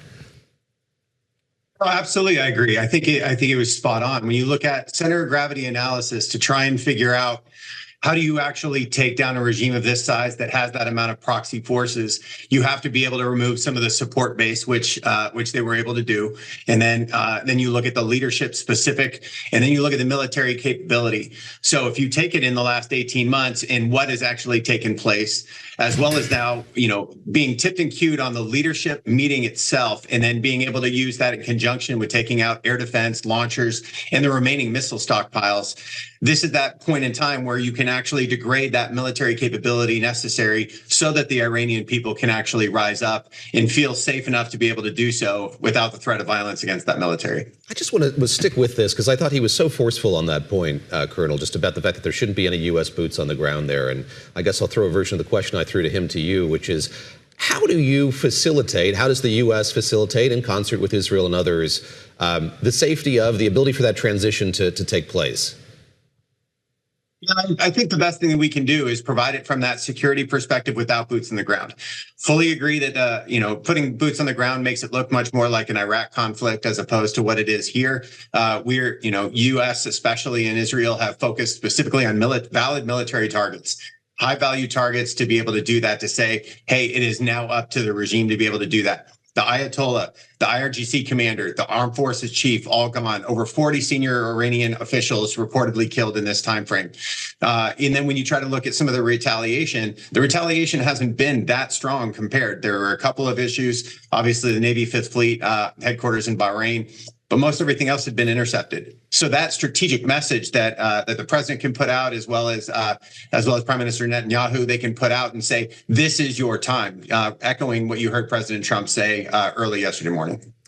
Colonel, we've talked about what happens if this drags on, but there is another issue, and that is what happens if this ends in a couple days, because as we just talked about, there does not seem to be an appetite from Israel, from the U.S., I imagine from GCC countries, to put boots on the ground inside Iran. They're deferring to the Iranian people, but the Iranian people may not have as much of a sway in who is their next leader, given there is still a council, there is still an IRGC. Quickly, what happens if this ends in a couple of days? Could that be just as problematic? Could be. Anytime you remove a leader, you have the power vacuum analogy. You have that dilemma that you have to be able to solve and say, do you know who that person is? And is that an individual that you can actually work with in the future? Is that somebody who will come back to the table to have diplomatic channels and be able to try and identify a safer, more public way to be able to do it? You still have the vehicles in place for military firepower and all that from the U.S. to be there as a backstop. I don't see them leaving quite yet, even if the volleys do stop. Colonel Wayne Sanders, retired Colonel Wayne Sanders, joining us from Bloomberg Intelligence on this Sunday morning with his analysis of those conversations we just had with the former U.S. Secretary of Defense, Mark Esper, and the former Minister of Defense for Israel, Yoav Gallant, joining us here on Bloomberg this weekend. All right, up next, we're going to have an important discussion about the future of American foreign policy and diplomacy in the wake of those attacks in Iran. That conversation coming up here in just a minute on Bloomberg This Weekend, live on Bloomberg Radio, Bloomberg Television, streaming at Bloomberg.com and on the Bloomberg Business app. Stick with us.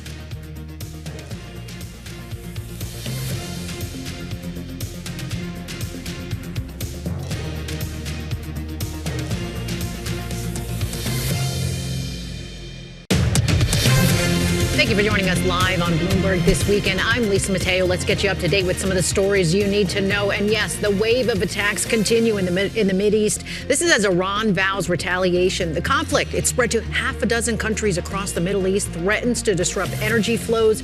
Buildings, they were struck in Tel Aviv, missile defenses intercepted. Incoming Iranian projectiles in Qatar, Bahrain. There's also reports of attacks on Dubai's main airport. Now, the attacks come as Iran confirms its supreme leader, Ayatollah Ali Khamenei, was killed in the strikes by the U.S. and Israel. Ship tracking data, it shows oil and gas shipping remains largely paused in the Strait of Hormuz that links the oil-rich Persian Gulf to the open seas. Now, the waterway, a crucial choke point for energy markets because a fifth of the world's seaborne oil and liquefied natural gas typically passes through each day. It's not clear how long that disruption may last. And FBI Director Kash Patel, he's placed the Bureau's counterterrorism and counterintelligence teams on high alert. The FBI and New York Police Department's Joint Terrorism Task Force, they're monitoring pro-Iran groups on social media who are praising Iran's response and urging supporters to mobilize. Now, the Department of Homeland Security, they're also coordinating with federal intelligence law enforcement partners to watch for any potential threats. That's despite lacking, of course, that full congressional funding. David and Christina. Lisa, thank you very much. Lisa Mateo there with those headlines as we continue to follow this major story over the course of the weekend. Yeah, we're going to turn now to two folks who worked on these issues on the very granular level, but both for different administrations. We've got Andrew Peek, who was the Director of National Security Resilience Initiative at the Atlantic Council, but he also served as the Deputy Assistant Secretary for Iran and Iraq at the State Department's Bureau of Near East Affairs, or as we nerds at State would have called him, the MENA DAS. Acronyms in Washington are great. And we've got Jen Gavito, who's a senior advisor at the Cohen Group. She was nominated to be U.S. Ambassador in Libya in 2024, and she's also, wait for it, the former acting principal deputy assistant secretary for the Bureau of Near East Affairs at State. She would have been the NEA DAS. Thank you guys both so much for joining us. Andrew, I want to start with you a little bit because you and I talked previously leading up to this attack about a couple things. We're hearing the president give a few sporadic interviews, and one of the phrases we keep hearing is off-ramps. What do you think is the off-ramp for this president? We talked earlier about him either needing to take action or there might be some sort of a fudge. I think we've moved on from that to full-on off-ramps. How long does the president need to stay in this to justify the expense, the rhetoric, and the disruption to the global economy, and to make sure that this is a success that he can claim at the end of the day? Well, I think the lack of ground troops mean that you can walk away today, you can walk away tomorrow and still have this be a net win. You know, you can say Iran's missile capability was degraded. There was additional damage to its nuclear facilities and sort of its ancillary facilities. Most of its top leadership have been killed, or a great deal. And even if there's no overthrow of the regime, you can say, well, that was a victory for U.S. policy. The region is safer. It's a little bit more complicated, let's say 3 weeks from now, if there is this burgeoning protest movement, if those protests come back, if there is some kind of clear area they manage to seize and the regime tries to counterattack, and then the U.S. is in a position of trying to provide close air support or some kind of coordination with people on the ground. Then you start to face logistical challenges. That's a concerning situation that poses a lot of operational challenges. But right now, you still have to say you could walk away, one of these off ramps, you could walk away, and still this would be basically a victory for U.S. policy. Jen, I want to get your sense of what's happening on the diplomatic track at this point. So earlier we played some sound from Mike Waltz, the U.S. ambassador to the UN at the UN Security Council meeting yesterday. Of course, in the run-up to this, there were these talks taking place between Steve Witkoff, Jared Kushner, and the Iranians with the Omanis overseeing them, mediating them. At this moment, as we see the military side of this conflict widening, what are diplomats doing? What should they be doing? Sure, and thanks for having me on. I think what you're doing diplomatically depends largely on where you're sitting. Certainly for the Gulf states, who are, as you noted, increasingly under attack directly by Iran in a somewhat unprecedented way. I think that, to Andrew's point, they'll probably be urging the president to take one of those early off-ramps, call it a success if you can, and end this very quickly and let the Gulf get back to day-to-day business, as well as get the Strait of Hormuz back opened up and oil flowing through there. The Europeans, I think, have taken a much more skeptical view of this, from the beginning, prioritizing the diplomacy angle on this. And so likewise, I think that they will be pressing the United States and Israel to, again, take one of those early off-ramps and ensure that there is a diplomatic channel open that can shape this next phase. The big question in my mind, though, is Israel, which I think, has gone into this, pressing the United States to make this a regime change operation. And while it is certainly symbolic that the supreme leader has been assassinated, along with several other key members of the Iranian leadership, the leadership is much deeper, I think, than, when we look at the recent case studies in Syria or Libya, for example. And so if you were to walk away today, while I think the United States would try to call that a success, the reality is that the regime is largely intact. The security services are still, at least as of today, in control. And so I think that diplomatically, Prime Minister Netanyahu will be advocating with President Trump and his administration to continue this until there really is much more fundamental change in Iran. Andrew, one of the other questions we've had this morning and in general is who is making these decisions? Because the large national security apparatus, both at NSC and state, doesn't really look like what it looked like even when you were a member of the administration. Is it clear how these decisions are being made when it comes to making a big global move like this? Sure. I think it's very much a top-down decision-making process. I think one of the challenges of the Trump administration, first and second, has been that since Trump is basically still a realist, and this is a current that is long-running in Republican foreign policy, but was basically excised after 2001 and the start of the Iraq War during the Bush administration. Many of his policies are new to the bureaucracy, new to the kind of mid-level officials who are supposed to carry them out. And so that there's been a lot of problem taking the decisions that the president makes and the things he wants and turning them into paper from the bureaucracy.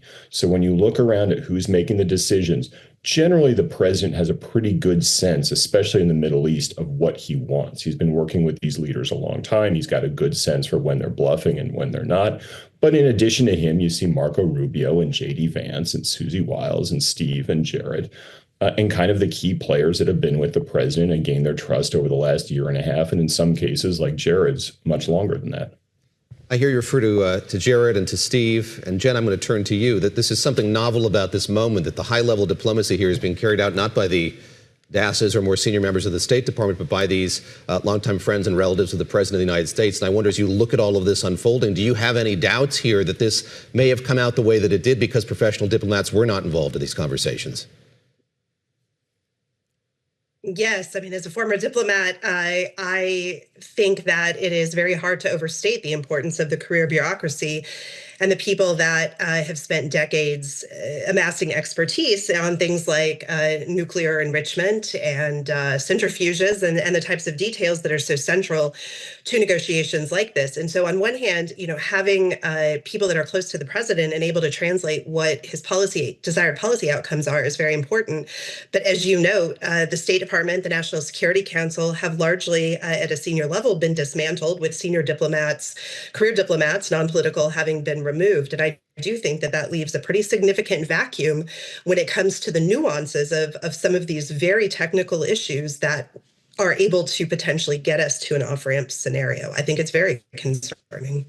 All right, Andrew Peak and Jen Gavito, thank you both for joining us. You are our favorite DASs that we've had on the show today. We appreciate you. We love an acronym. We love that acronym in particular. And I want you to pick up on this. You covered the State Department so closely. Talk about that significance in just a few moments here, like how big a deal it is here that professional diplomats haven't been involved in this. There is a bit of a loss of expertise here. And not only that, as a journalist, it makes it really hard to find out and fact check what's happening because people literally don't know, because it is such a small circle making these decisions. You have these very informed people who've covered these regions their entire lives in both administrations and both parties, and they're just not being asked their opinion on things like this. I still keep thinking, too, about the day in Geneva when you had Steve Witkoff and Jared Kushner talking about Ukraine on one side of town, and then go to the other side of town to talk about this matter. All right, 100%. Stick with us. We're closely watching how all of this is going to impact oil prices because that first market opening is heading our way. Yeah, we'll be tracking that, of course, here across Bloomberg's many platforms. Much more to come here on Bloomberg This Weekend.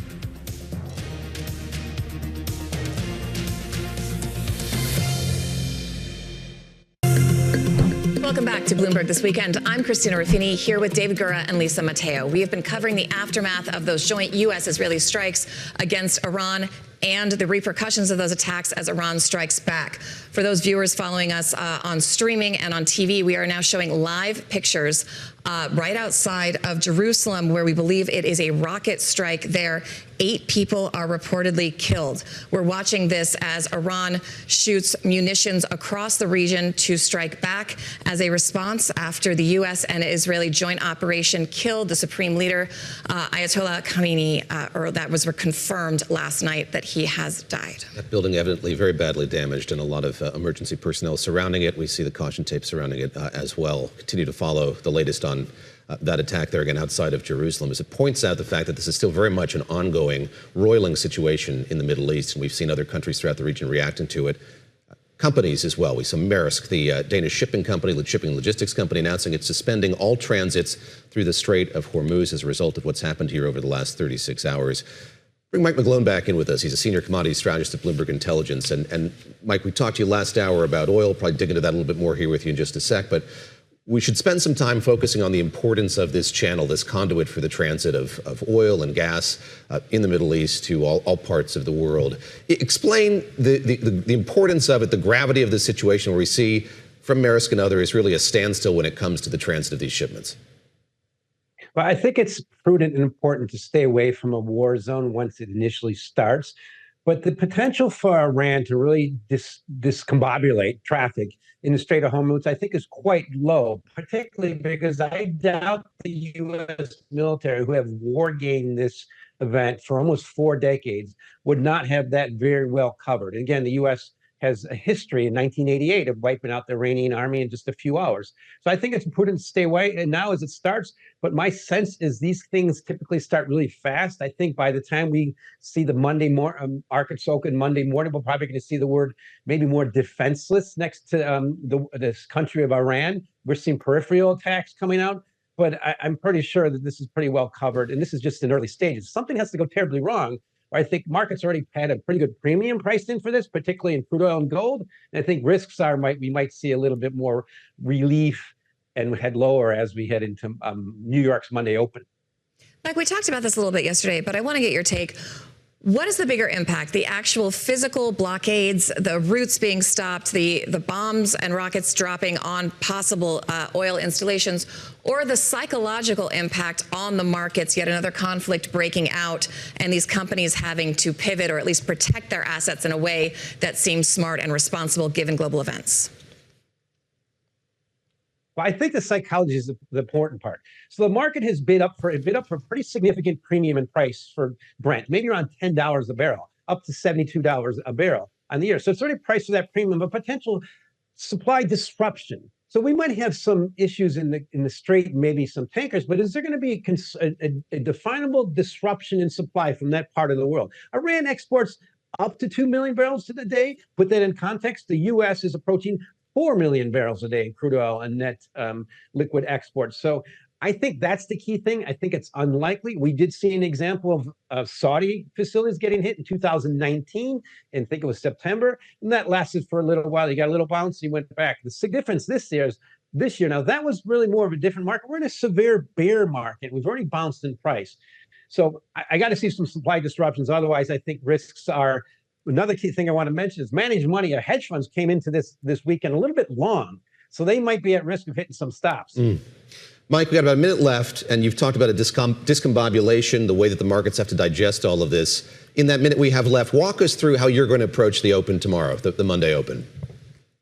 Yeah, I think we're going to see, we already have good indications of relief in Bitcoin. It went down and right back up. We've seen the gold market trade with tokens up maybe the $5,400 an ounce. The way I look at it is unless there's some kind of major setback for U.S. and Israel, which I doubt, we should expect the premium in crude oil to be lower, maybe even natural gas to reduce some of that premium, and maybe even in gold to go lower. But I think you're going to see a bit of a relief globally that the head of this country that's been a bit of an antagonist on the global scale has been removed. Mike, great to speak with you to get your perspective. Mike McGlone there, senior commodity strategist at Bloomberg Intelligence, getting us up to speed here, how we should approach that open tomorrow when markets reopen after this very consequential weekend. And markets going to be very much in focus. I want to highlight a conversation that I had just a couple of days ago, which I think takes on importance when you look at yes, this geopolitical risk and kind of the larger scheme of what's been worrying markets in recent days, that is what's going on with private credit. I sat down for the latest edition of the Big Take podcast with Lloyd Blankfein, the former CEO and chairman of Goldman Sachs. We got his thoughts on taking risks, on American politics and geopolitics, and yes, the dangers of private credit in retirement portfolios. I'm always very cautious. I'm in the risk management business, but especially cautious at this time.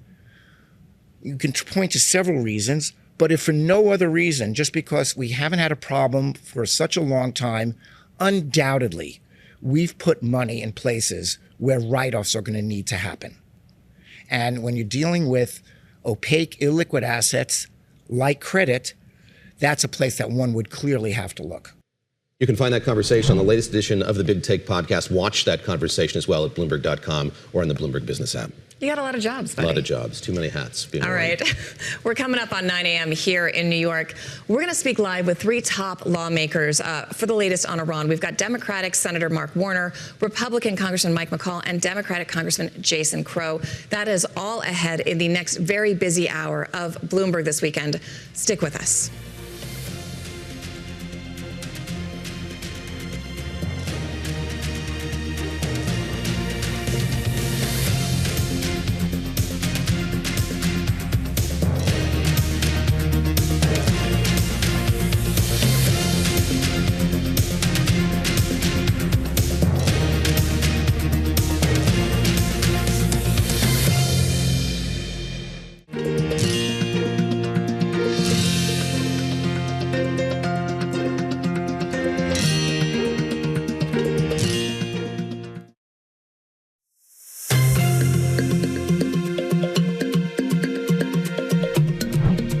Bloomberg this weekend. It is just about 9 o'clock here in Wall Street time. We are at Bloomberg's world headquarters in New York. I'm Christina Ruffini. I'm David Gura, along with Lisa Mateo. Again, March the 1st. Our breaking news this morning, as it has been over the course of this entire weekend, strikes and counterstrikes in Iran and across the Middle East. Here's the very latest. Breaking news this Sunday. Iran retaliates after confirming its supreme leader is dead. President Trump has met the moment. His ambassador to the UN doubles down. Iran cannot have a nuclear weapon. Now the House Minority Leader tells Bloomberg he's committed to forcing a war powers vote. Unfortunately, over time, we've seen an erosion of Congress exercising that authority. This morning, we're speaking to high-ranking congressional Republicans and Democrats about what comes next. We're going to be here every Saturday and Sunday from 7 a.m. to 10 a.m., bringing you the latest news on your weekends. We had a very interesting, a little bit more fun show planned, but obviously one of the reasons we are here is to make sure you are informed when news breaks out as it did. And the person who is covering the latest on that news for us this morning is Lisa Mateo. Lisa, what are the latest headlines? All right, we want to start with this mixed reaction that we're seeing. This is after the death of Iran's supreme leader. Now, of course, Iranian media, they have confirmed that Ayatollah Ali Khamenei, he was killed in his office compound during the attacks by the U.S. and Israel. Khamenei, he ruled the Islamic Republic for more than 3 decades. There's little certainty over what comes next or who's actually lined up to succeed him. Now, in the meantime, Iran has begun 40 days of mourning. Protests also erupting. At least 6 people killed and about a dozen were wounded in violent clashes with police and parliamentary forces after hundreds of protesters stormed the U.S. consulate in the Pakistani port of Karachi. Yet, at the same time, there was celebration in the streets of Tehran. Now, in the U.S., numerous rallies for and against military action in Iran. Protesters took to the streets from Los Angeles and Chicago to New York and Washington, D.C. And new details about what may have pushed President Trump to launch an attack in Iran. Sources tell the Washington Post it came after a weeks-long lobbying effort by Israel and Saudi Arabia. Saudi Crown Prince Mohammed bin Salman, he reportedly made multiple phone calls to President Trump advocating for a U.S. attack. And yesterday, U.S. Ambassador to the UN, Mike Waltz, defended the president's decision. Diplomacy was attempted repeatedly and in good faith. President Trump, Secretary Rubio, our special envoys Witkoff and Kushner were relentlessly dedicated to diplomacy. But diplomacy cannot succeed where there is no genuine willingness to cease aggression, where there is no genuine partner for peace. And now new explosion strike in Tehran while Iran said it had hit more American bases. In Dubai, defense systems repelled Iranian missiles and drones over its skyscrapers. Local authorities said 4 people injured in a fire at a high-end hotel after it was hit by parts of a missile. We're going to continue to keep you updated on the latest. David and Christina. All right, Lisa, thank you so much. Don't go far because I'm seeing a lot of headlines still crossing the terminal as we're sitting here, and I know you'll be staying on top of it this morning. We're going to hear from a pair of lawmakers now, members of the House of Representatives. You might not know this. Christina, born and raised in Colorado. I was born in Boulder. We were insistent we get somebody from the Centennial State here as our guest this hour. Jason Crow, of course, Democratic congressman from Aurora and its surrounding environs, joins us now. He sits on the Armed Services and Intelligence Committees. Congressman Crow, great to have you with us here on this Sunday morning. And I look at the statement that you issued after these strikes became public. You said the administration owes Congress and Americans answers. Have you gotten more here over these last few hours? And we've seen reports this morning of there going to be a wider briefing of lawmakers, including members of your committees, in the hours to come. Can you confirm that? And what are you hoping to hear from this administration? Well, good morning. Good to join fellow Coloradans. And the answer is we haven't got any answers, and that's a problem, a huge problem. For me, this is about accountability, right? We spent over 20 years of war in Iraq and Afghanistan. We spent trillions of taxpayer dollars, thousands of American lives, tens of thousands of others who bear the visible and invisible scars and burdens of those wars. They ended poorly, and that's, I think, because we stopped debating it. We financed it with debt.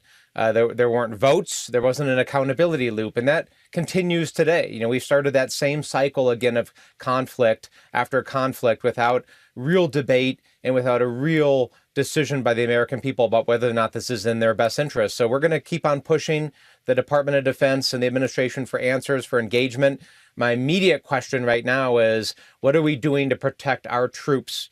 The tens of thousands of Americans who are serving in that region, who are coming under tremendous assault by missiles and drones, and what are we doing to protect that force?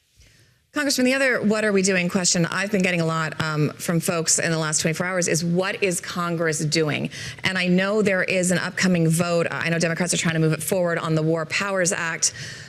Even if that resolution is upheld, does Congress really, realistically, have the power to stop this particular president from doing whatever he wants to do militarily?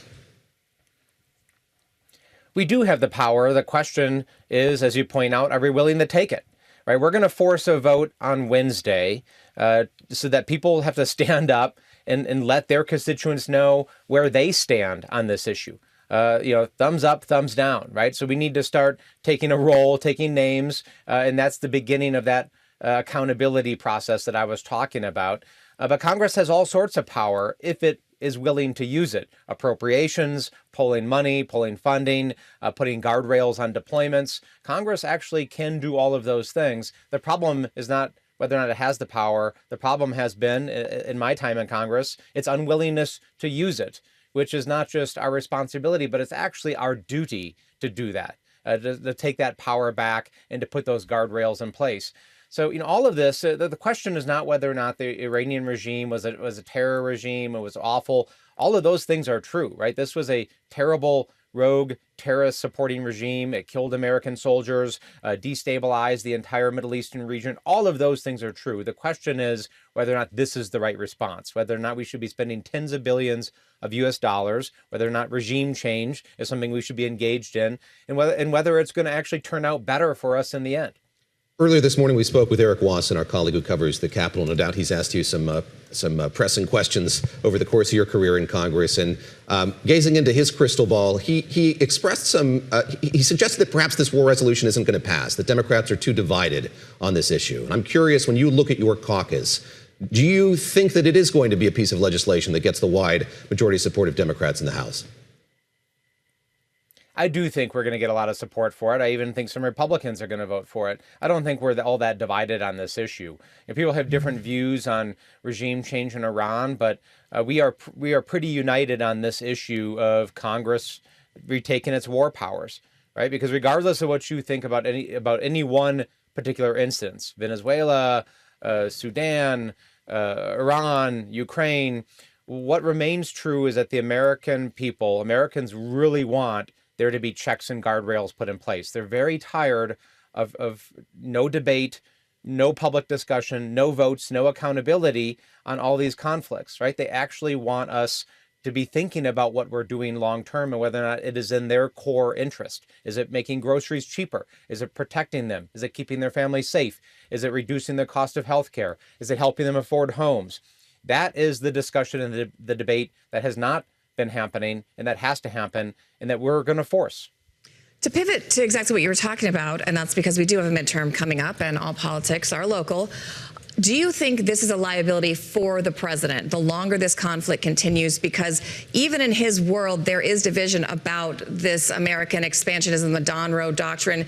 Is this something that Democrats are going to hit hard against their Republican opponents come the midterms? Absolutely. Donald Trump realized something on the campaign trail, something that I know deeply, and that is there is a lot of anger and resentment in working class America, where I'm from, the people that I grew up with and the people that I served with and I fought with when I went to war in Iraq and Afghanistan 3 times. People are angry with this lack of accountability by endless conflict and it not delivering for them. So he actually campaigned as an isolationist. He campaigned to end these wars and to end this constant cycle of conflict.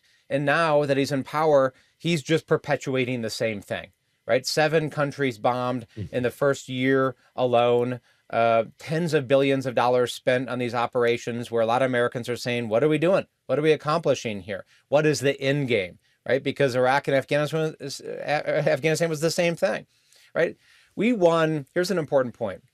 We won every single battle in the wars in Iraq and Afghanistan. We didn't lose a single engagement, a single battle. We won all of them, right? But we lost the wars in the end, right? It's because we didn't have a strategy. We didn't articulate what our interests were and what we were doing, and we didn't have an end game, right? And we're in the same situation here now again, and people are pretty fed up with it. So yeah, I do believe this is going to blow back on the president, and we're going to see who's willing to stand up and try to end the cycle of madness versus those who are going to perpetuate it. Congressman Jason Crow joining us on this Sunday ahead of that briefing he's scheduled to get from the administration and that vote on war powers in the House later this week, Wednesday. He said, Christina. Thank you, sir, so much. We're going to turn now to the great state of Texas and Representative Mike McCaul. He, of course, serves on the Foreign Affairs and Homeland Security Committees and is the chairman emeritus of Foreign Affairs. Congressman, thank you so much for joining us. I know you're having a busy day. I believe we are your inaugural Zoom interview on television. We are very, very grateful for that. And thank you to those who helped make this happen. But I didn't know if you could hear Congressman Crow. His criticism towards the end there is that in this campaign, there's no strategy and there's no end game. What is the president's strategy in Iran? Do you understand what it is and do you support it? Well, first, it's great to be on your inaugural Sunday show. Thank you so much, sir. You know, I think, look, the president's trying to negotiate, just like Maduro. The Iranians are very deceptive. They're not good faith negotiators. I believe in his mind, he knew at the end of the day he couldn't trust them. And he went to plan B. This was what was interesting to me is the targets. It was no longer about eviscerating the nuclear sites, but rather going into regime change. I mean, to see the compound of the Ayatollah just completely blown up. And we know that not only was he taken out, but his top advisors and the IRGC. This was a significant event. And I don't want to diminish the sort of greatness of this moment. Since 1979, there's been a dark veil that descended across the Middle East, and that shroud has now been lifted. And the people of Iran now have a chance for freedom and a chance to take back their country. And since 1979, we've seen what Iran has done as the largest state sponsor of terror. You know, they've had their proxies. And it's not just Israel. Everybody talks all about Israel. They also send drones to kill Ukrainians. They also fuel China's imperial war machine. And, you know, what's interesting, lastly, Christina, is, you know, the typical allies here, they have completely turned off the Gulf states from them. I mean, with this miscalculation of hitting not only our military bases, but hotels in the Gulf states surrounding Iran, they are now aligned with the United States and Israel against Iran. And where is China and Russia? They're nowhere to be found.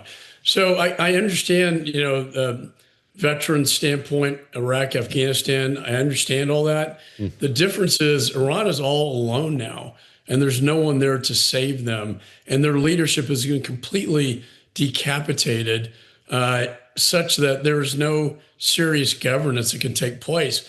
I do think it's time for the people to rise up. I think the big question for me is, what do we have in place to help these people rise up? What is Israel doing? Let me go there if I could, because that's my question in the morning, which is the government may be out. You have this vacuum. How does the U.S. encourage that to happen here without boots on the ground, which I think, dare I say, you and others in the Congress are probably reluctant to have be the case going forward here. How does the U.S. and Israel encourage the growth of a new administration, new government in Iran, barring that?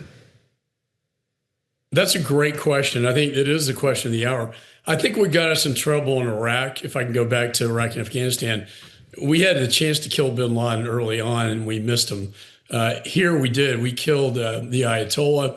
He is gone. Our presence there evoked the jihadists. So it was our boots on the ground in Iraq and Afghanistan that drew like a magnet the jihadists to us. We're not going to see that in this case. And I have to think that Israel is probably the one in the best position to effectuate, help with not only communications, but weapons and leadership. And those are the three elements I talk about a lot. I don't know who the next leader of Iran is going to be. I don't see weapons right now, but that's possible. And the communications, we got to get Starlink in there. I know they were trying to, but Iran was taking out those terminals. I think that's going to be a big change when Starlink gets back up and they can communicate amongst themselves.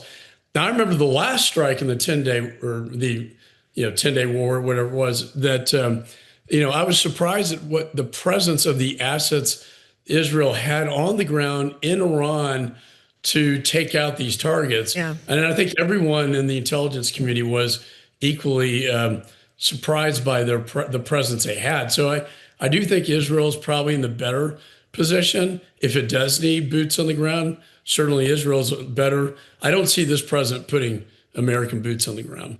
Congressman, I want to ask you, there's been some reporting that members of Congress are going to be getting some briefings maybe as soon as today or tomorrow. I'm wondering if there's anything you can say about that, what briefings or information you've received from the White House so far. And then I also want to ask you about this war powers resolution that some of your colleagues are trying to send to the floor and whether or not you'll support it.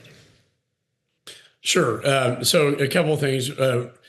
War Powers Act has been invoked. This was a military, the use of our military in a foreign land in a strike situation. So that prong has been fulfilled. Therefore, within 48 hours, a notification has to come to the Congress notifying us of the circumstances, the legal justification, and the extent and duration of the conflict. If the conflict exceeds 60 days, it needs authorization from Congress. Now, Congress can do that prior. Typically, it has not in the past. We do have briefings scheduled this week that will be classified briefings in what's called the SCIF. That's a classified briefing space. What information will you be looking for in those briefings? What questions do you have for the administration? I think for me, next steps. Look, this was once again, like Venezuela, a masterful military executed plan, flawless. No Americans were killed. What I'm looking for is what's the overall objective moving forward. It's clearly not just taking out military sites now. It's about regime change. And I would like to know what objectives are at hand and what are the next steps in place and how long will all our involvement take place. If I can say, as chairman of Foreign Affairs Committee, I was trying to update these old AUMFs from the 2001. Yeah, Congressman, we're short on time, but I'll let you finish your thought there. Yeah, and Jason Crow's part of that. The sticking point, Christina, was I couldn't get the left or the right to agree to add Iran and their proxies onto the 2001. All right, Congressman, we got to go. I'm so sorry. Thank you so much for taking the time with us. We really appreciate it. We'll be back in just a second. Stick with us. We've got a lot more ahead. Yes, including the Senator Mark Warner of Virginia coming up on Bloomberg This Weekend.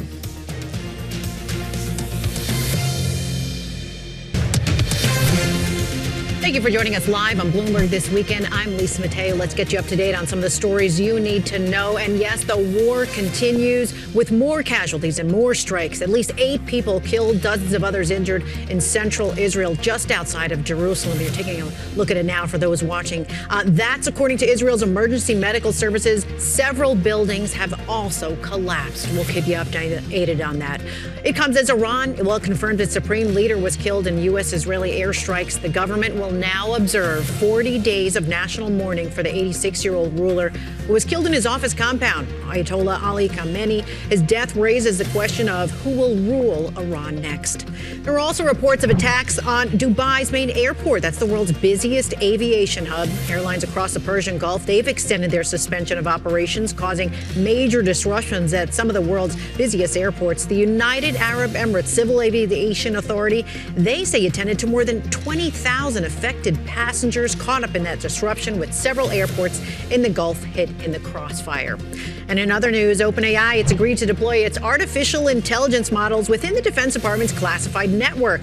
CEO Sam Altman, he said the company will have safeguards to ensure its models behave as they should. The deal comes after the Pentagon declared Anthropic a supply chain risk. David and Christina. Lisa, thank you so much. You know, we're focusing a lot on Iran, as we should be, but I think one of the stories we're going to see throughout the week is the fact that there are reports that the Pentagon was actively using Anthropic to carry out these strikes. And this is as they're trying to now get rid of it and switch to OpenAI, given that debate over what that software can be used for and the ethical guardrails on that platform. Yes, Claude stuck around, or was asked to stick around for this mission, it seems. We're talking a lot about politics, yes, here in the U.S., the fallout from these strikes over the weekend, but politics in the region, in Iran as well. And I want to bring in Hagar Chemali, formerly of the U.S. mission to the UN, now affiliated with the Atlantic Council and with Columbia University. She's here on set with us, along with Joe Matthew, the anchor of Balance of Power, and Jeff Mason, our White House correspondent here at Bloomberg News. Hagar, let me turn to you. We've talked a lot about the vacuum that's erupting here, the supreme leader killed in these attacks, and what might happen next. The president of the United States encouraging Iranians to step up and take advantage of this opportunity. How are you watching and thinking through what's happening on the ground now and what's going to foment or perhaps lead to some major changes here in Iran going forward? Sure. Well, there are three things that I'd be looking for. So first is one for greater protests, and are those protests are they going to grow? We've seen a lot of Iranians celebrating in the streets. You've also seen some Iranians going at the U.S. embassy and protesting the other way. But when it comes to Iran, it's hard to know when they express support for the regime, if they're paid, if they're scared, or if how genuine it is. So one thing we'll be looking for is protests, celebrations, how big those become. Another thing I'd be looking for is the direction of the IRGC. So we're hearing some stories, and I don't want to overemphasize these, but small stories of low-level defections, folks that won't fire on people and such. When you have that, it's showing cracks and fissures in the IRGC. You want to see more of that to indicate that the regime is going to fall, because a dictator is only as strong as the military is loyal. Now, there is no real dictator. There is an newly named Ayatollah. But that said, the leadership has been decapitated, as Representative McCaul said. So hard to see what really happens there. So IRGC. And then the third, and this is a really important one that I don't think receives enough attention, except on Bloomberg, which is the economic situation. Which has been dire. Yeah. Super dire in Iran. In October, one of their biggest banks, Ayande Bank, collapsed. The regime absorbed it into Chemali, a state-run, one of the biggest lenders in Iran. They printed rials, inflation skyrocketed. That is what precipitated the protests. And there are about 5 other banks that are about to face very similar situations. So when you have an implosion like that, it means the regime doesn't have an economic leg to stand on. I want to ask you what we know about popular sentiment in Iran. It's obviously not a place that we're going to be getting very accurate or even possible polling. So we have these two camps, as you're mentioning. We have people inside Iran who are hemmed in by not being able to speak out openly in the regime. At the moment, internet and phones have been cut. I was talking to a friend. She hasn't talked to her family in 24 hours. She doesn't know if they're in the city. She doesn't know if they're outside of the city. And you have this very vocal expat community, many of them in the U.S., including the Shah's son, who has been making videos and would very much like to sweep back into power. Is that at all a possibility? Is there a third player, in addition to folks inside the regime who would be naming themselves the new leader, former Shah's son? Is there a third player in there, or is that yet to be determined? No, that's yet to be determined. I would say, so the Shah's son, I'm personally loath to endorse any one person, and in particular we're not looking for endorsements here, right? Or the son of a former monarch, too, right? Like exactly. I mean, this was not a flawless regime, and there seems to be a little retrofitting of history going on among his supporters. Right, and I could see that, and I met him actually at the Munich Security Conference, and he's very well spoken, very smart, has been in the United States since he was literally 17 years old, and he seems to have a great vision for how things could unfold. Now, but I can't speak to, I don't know if the majority of the Iranian people support him. We do know that he has some support. He has very strong support outside. He does have some support inside. But that said, he has talked about anyway that he would, if he were the one to try and install a constitutional monarchy and bring in democratic reforms, that he would bring in a very diverse group, representing the diverse elements of Iran. So there's hope there. He has met with the White House several times, but there also you can see very loath to endorse any one person in particular. Jeff Mason, let me ask you about what the president wants to see happen here. I'm going to go out on a limb and bet that he's been scrolling through social media, as we all have, and seen these videos pop up of dubious legitimacy. Who knows if they're real or not? We haven't verified all of them. Some of the protests and celebrations that Hagar was talking about just a moment ago. What does he want exactly? What does he want this to lead to in Iran?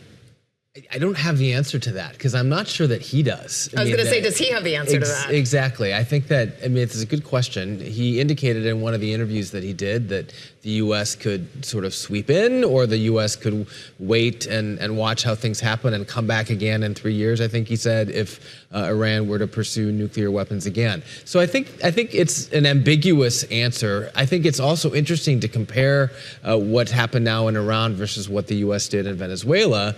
taking out the leader and then really having what seems so far to be a pretty decent relationship with his successor, despite the fact that they went in and took out Maduro, which of course the Maduro regime and the government there was not happy about. So big contrast there, but also big question marks in terms of what does happen next and what implications does that have for the country, for the region, and for President Trump.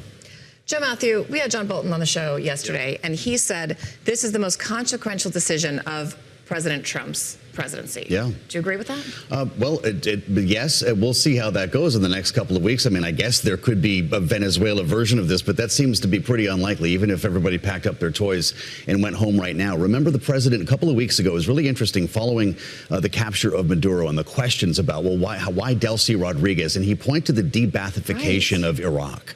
This is something I'd love to know who it was he was talking to the night before when that was implanted in his brain, because that was the approach there, and I wonder how that will inform what's about to happen next in Tehran. Can you explain that to those of us who may not be completely familiar with the de-Bathification? Sure. Is the argument there that they did it wrong and this is an improvement? His point was, yes, by removing everybody, that made our situation in Iraq worse. Why don't we keep the people who are there, who have institutional knowledge, and maybe we can have a relationship with them. But to duplicate that in Iran might be, frankly, impossible. Hagar, let me draw on your past experience at the UN, at the U.S. mission to the UN. And we did see the Iranians call for a meeting of the Security Council yesterday. That came to pass. We heard from Mike Waltz, the current U.S. ambassador to the UN, making the case there in that body for what's happened here. How do you think about the role of foreign leaders and international diplomats at this moment in time as all of this is unfolding? And our focus is so squarely on, because of the immediate danger of it, the strikes that we're seeing taking place yesterday and continuing today. Well, but David, you're asking me at a unique moment because, on one hand, I feel we've never seen the UN be more feckless. The Iranian ambassador went to the UN Security Council, blatantly lied through his teeth, as the regime often does. You saw the Secretary General Antonio Guterres take a few hours. It took him a few hours to come out and condemn these strikes, whereas it took him over a week to come out and condemn the regime's mass force against their own people. And so they're not exactly looking very credible at the moment. You also had, as soon as these strikes started, you had European leaders that came out obviously against this, and they've been largely ignored and even made fun of, certainly on the internet, but by the administration as well. And so what you're seeing there, that's really all a symptom of a larger situation of this. Where is the international world order going? It's, and I don't want to get too nerdy here, but those rules are not being respected by anybody, and so that's crumbling. You're seeing leaders try and want to exercise some kind of influence, and frustrated that they can't. And so a lot of these examples, Venezuela, Iran, you're seeing the United States taking matters into their own hands because that system is not working. And so when you see these other more middle powers, if you can call them, they are feeling irrelevant, and so they're trying, and what you might see is that they later might unite and carry forward other practices of the international world order. But in the meantime, it's not going to weigh heavily. Where I would keep my eye on is the Gulf, because the regime is making a huge mistake. It's a super dumb strategy to be striking countries in the Gulf, countries that actually implored the United States not to pursue strikes, and that's only going to pivot the Gulf even further to double down on the United States. First of all, this is a safe space for nerdy, so never apologize for that. But I think you do make a good point, and that's about the international world order, something that has almost been President Trump's nemesis for as long as he's been in office. And now we see him trying to build almost a parallel structure to the United Nations with this, the peace. Board of Peace. Board of Peace, yes. Thank you. It's so basic, I can't remember the name of it. Jeff, the odd thing about this is, at the same time, he abhors some of these multilateral organizations. We've seen the U.S. pull out of the World Health Organization. He almost never has anything nice to say about the United Nations. Why does the president still seem to want some form of legitimacy from the international community? Things like the Nobel Peace Prize, a good speaking slot, a seat at the table. Talk to us about that balance. Well, I mean, President Trump is someone, going back to his real estate days in New York, who likes to have validation. And I think that applies to whether he's working on his business career or working in his political career. That said, the sort of Jekyll and Hyde aspect of that is he's not someone who waits for permission. He is somebody who is absolutely taking control of the international order and reframing the United States and the world in his vision. And that is exemplified by this attack. It's exemplified by how he's dealt with tariffs in terms of the economic world order. It's exemplified by how he's dealing with universities, law firms, the media on a domestic side in the United States. So he does all of that. But you're not wrong that he also wants to be patted on the back. And that's just kind of his MO. Joe, we got about a minute left. What's your take on that? It was said yesterday that the FIFA Peace Prize for 2026 is still up for grabs. But yeah, it's an ironic sort of split screen that he talks about how many wars he has stopped when you've got Congressman Crow on the air counting how many countries he has shot missiles at. So I'm not sure that many people are keeping score in that regard, but it is pretty remarkable the extent to which hemispheric influence, and now I guess worldwide influence, is awfully important to this president, who came into office elected on three big things, right? The economy and affordability. He's got an issue there. Immigration, where we're running into issues. And I'll remind everybody that we have a partial government shutdown still underway. And then it was no new wars. Joe, Jeff, going to have you stick around. Joe, of course, the anchor balance of power here on Bloomberg Television and Radio. Jeff Mason, our White House correspondent, with us here in New York this weekend, which is a treat. Hagar, thank you very much for coming in. She's affiliated with the Atlantic Council with Columbia University. Of course, before that was at the U.S. mission to the United Nations. Thank you very much. All right, coming up, we're going to speak live with Democratic Senator Mark Warner. He's the vice chair of the Senate Intelligence Committee. This is Bloomberg This Weekend.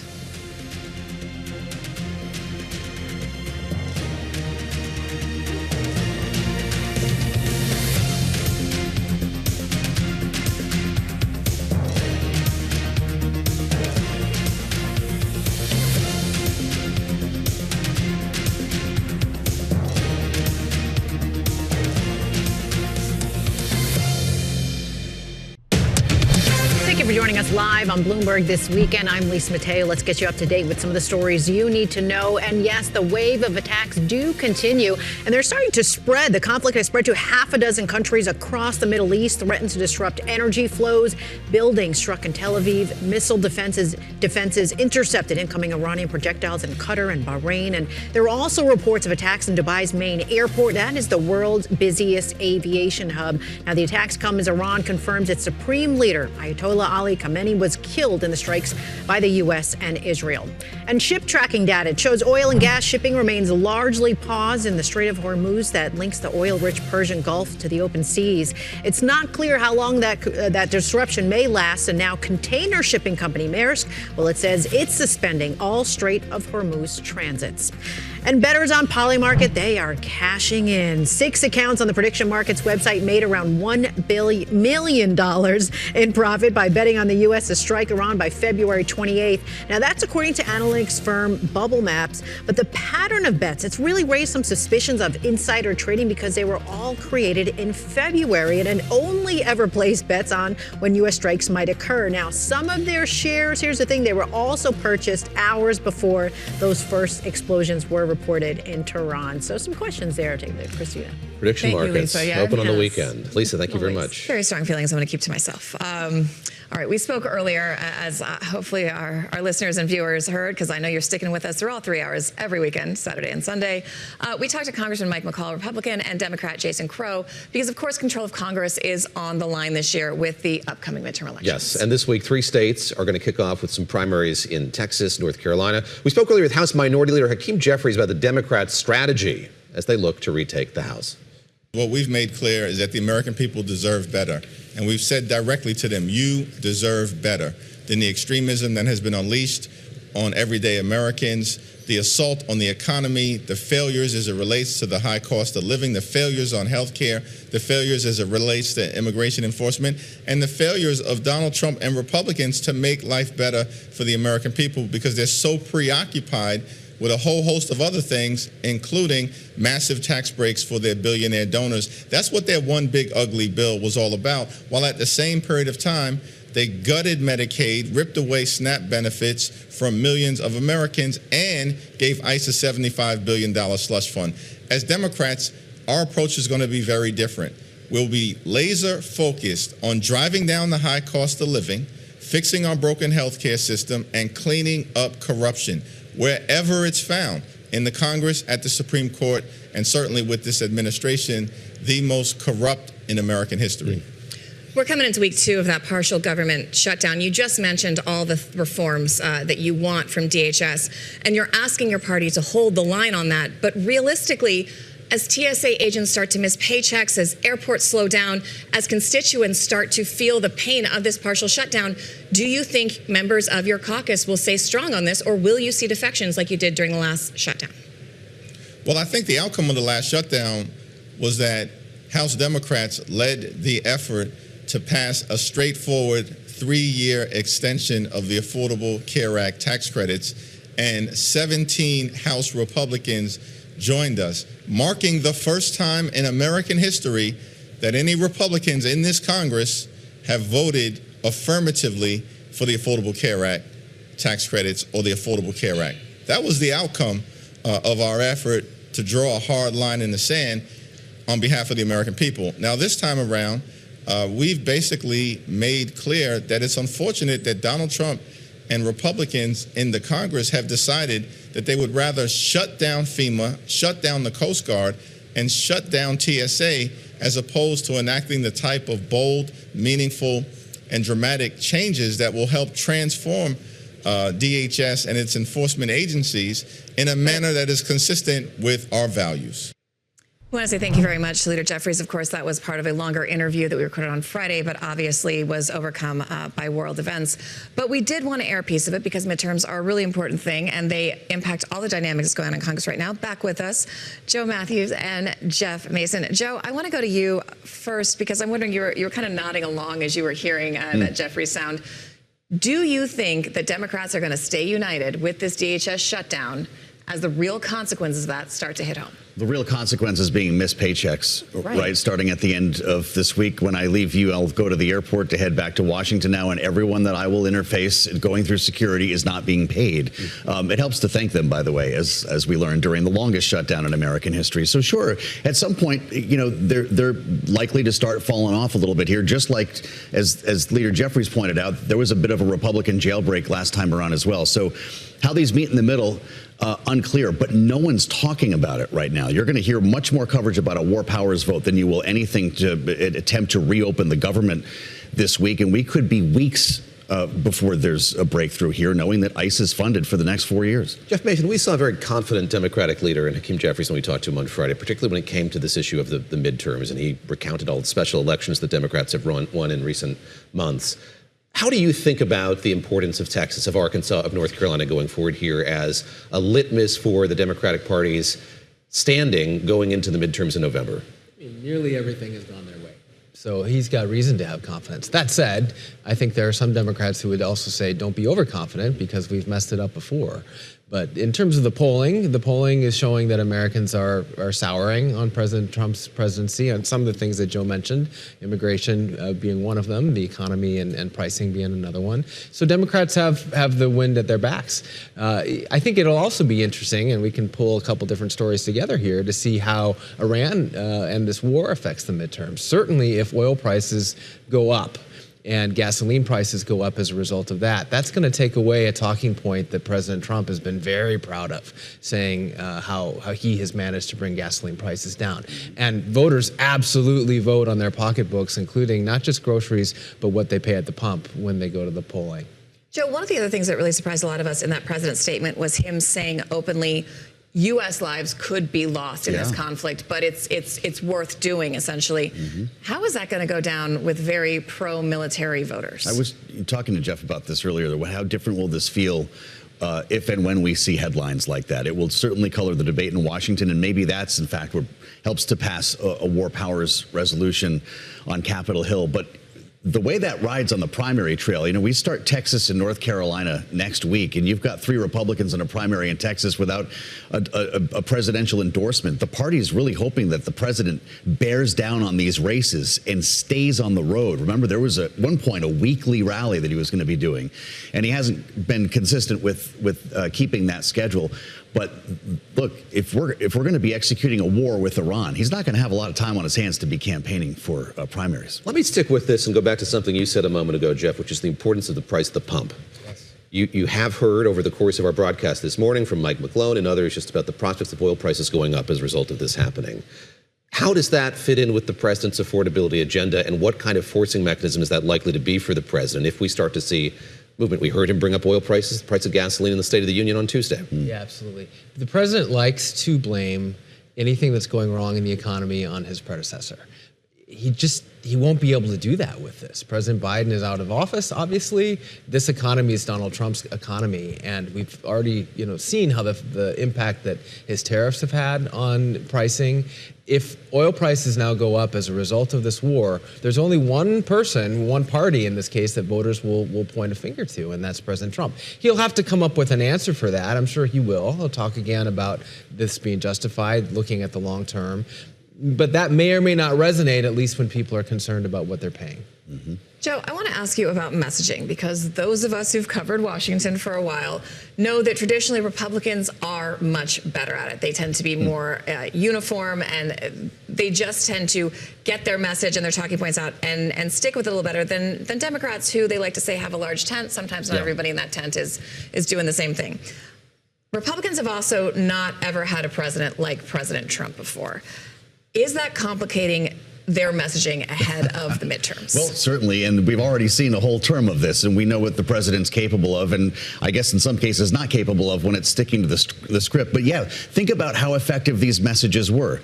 No new wars, drill baby drill, the golden age in the economy. All three of those statements could be challenged suddenly because of this one decision. Jeff, we haven't heard from the president over the course of the week, and the American people haven't really heard from him beyond that 8-minute statement that he released on Truth Social. Mm-hmm. Your sense of what's likely to transpire here in the days ahead? We heard the State of the Union. He went down to Corpus Christi after that, had something at Whataburger, and gave a speech about energy and the energy economy. Also talked a lot about Venezuela. We've seen him a lot in a hat this week. Very fond of the hat this week, it seems.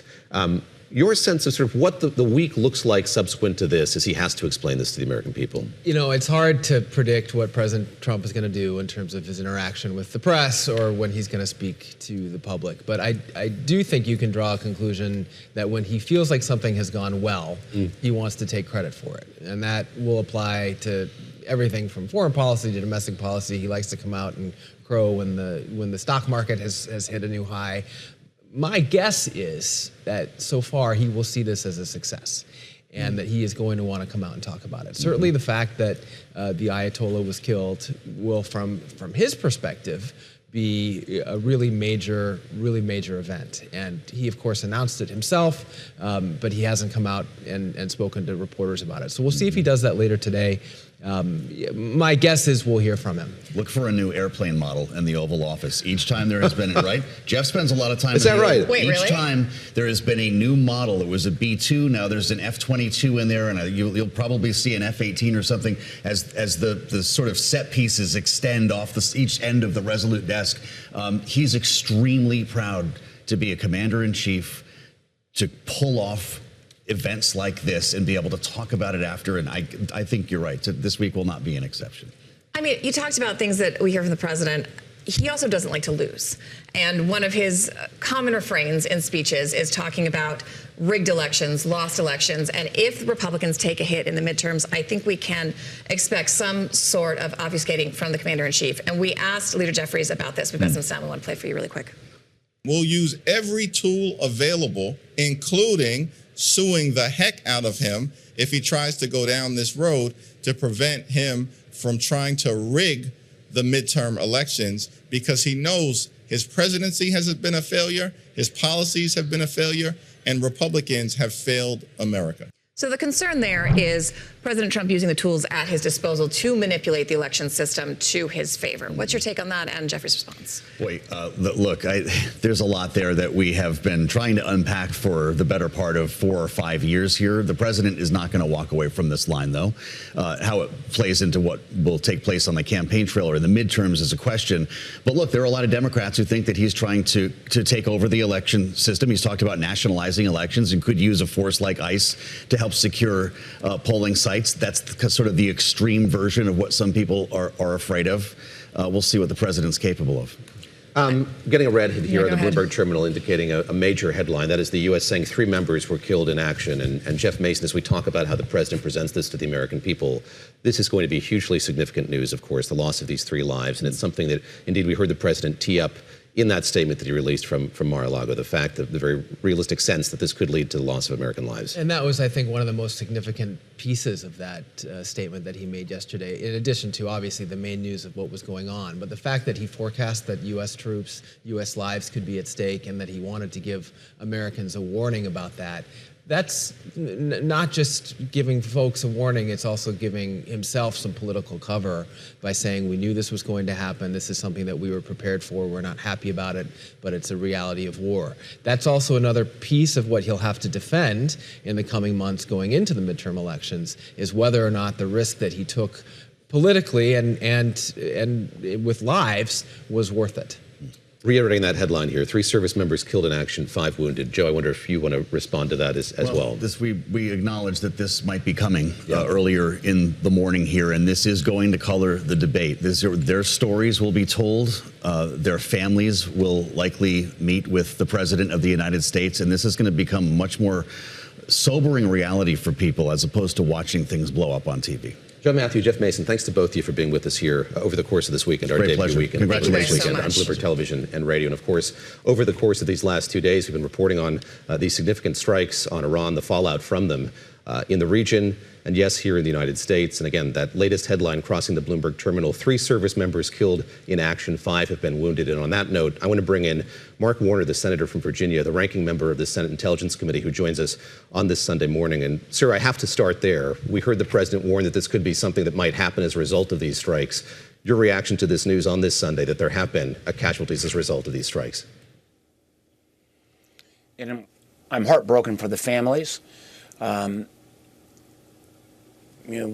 I know our military will always perform exquisitely.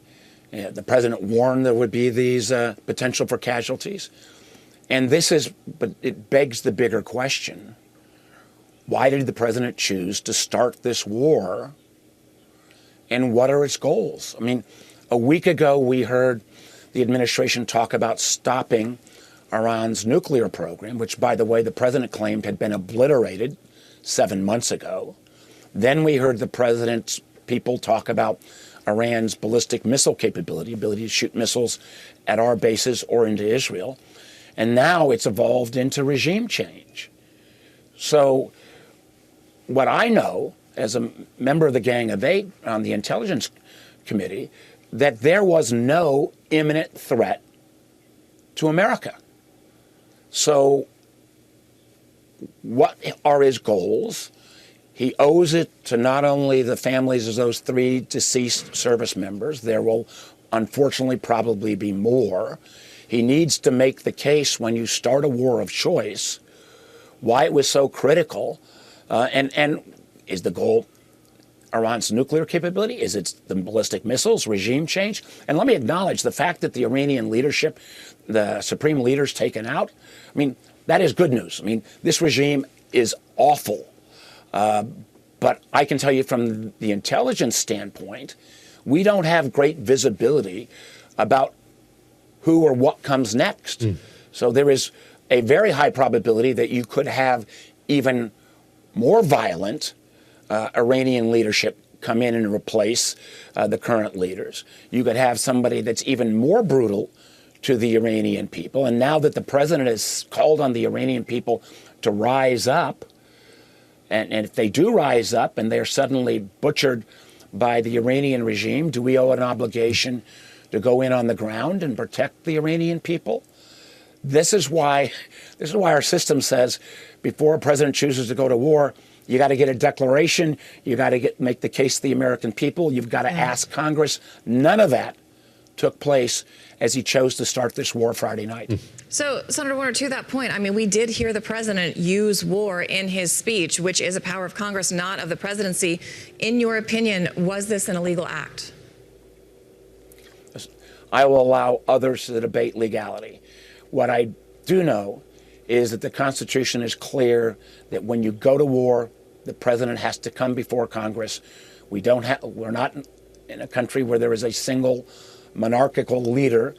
We are a democracy with co-equal branches of government, and the people's representatives, which are the House and the Senate need to weigh in, particularly as we now have crossed the line into American casualties.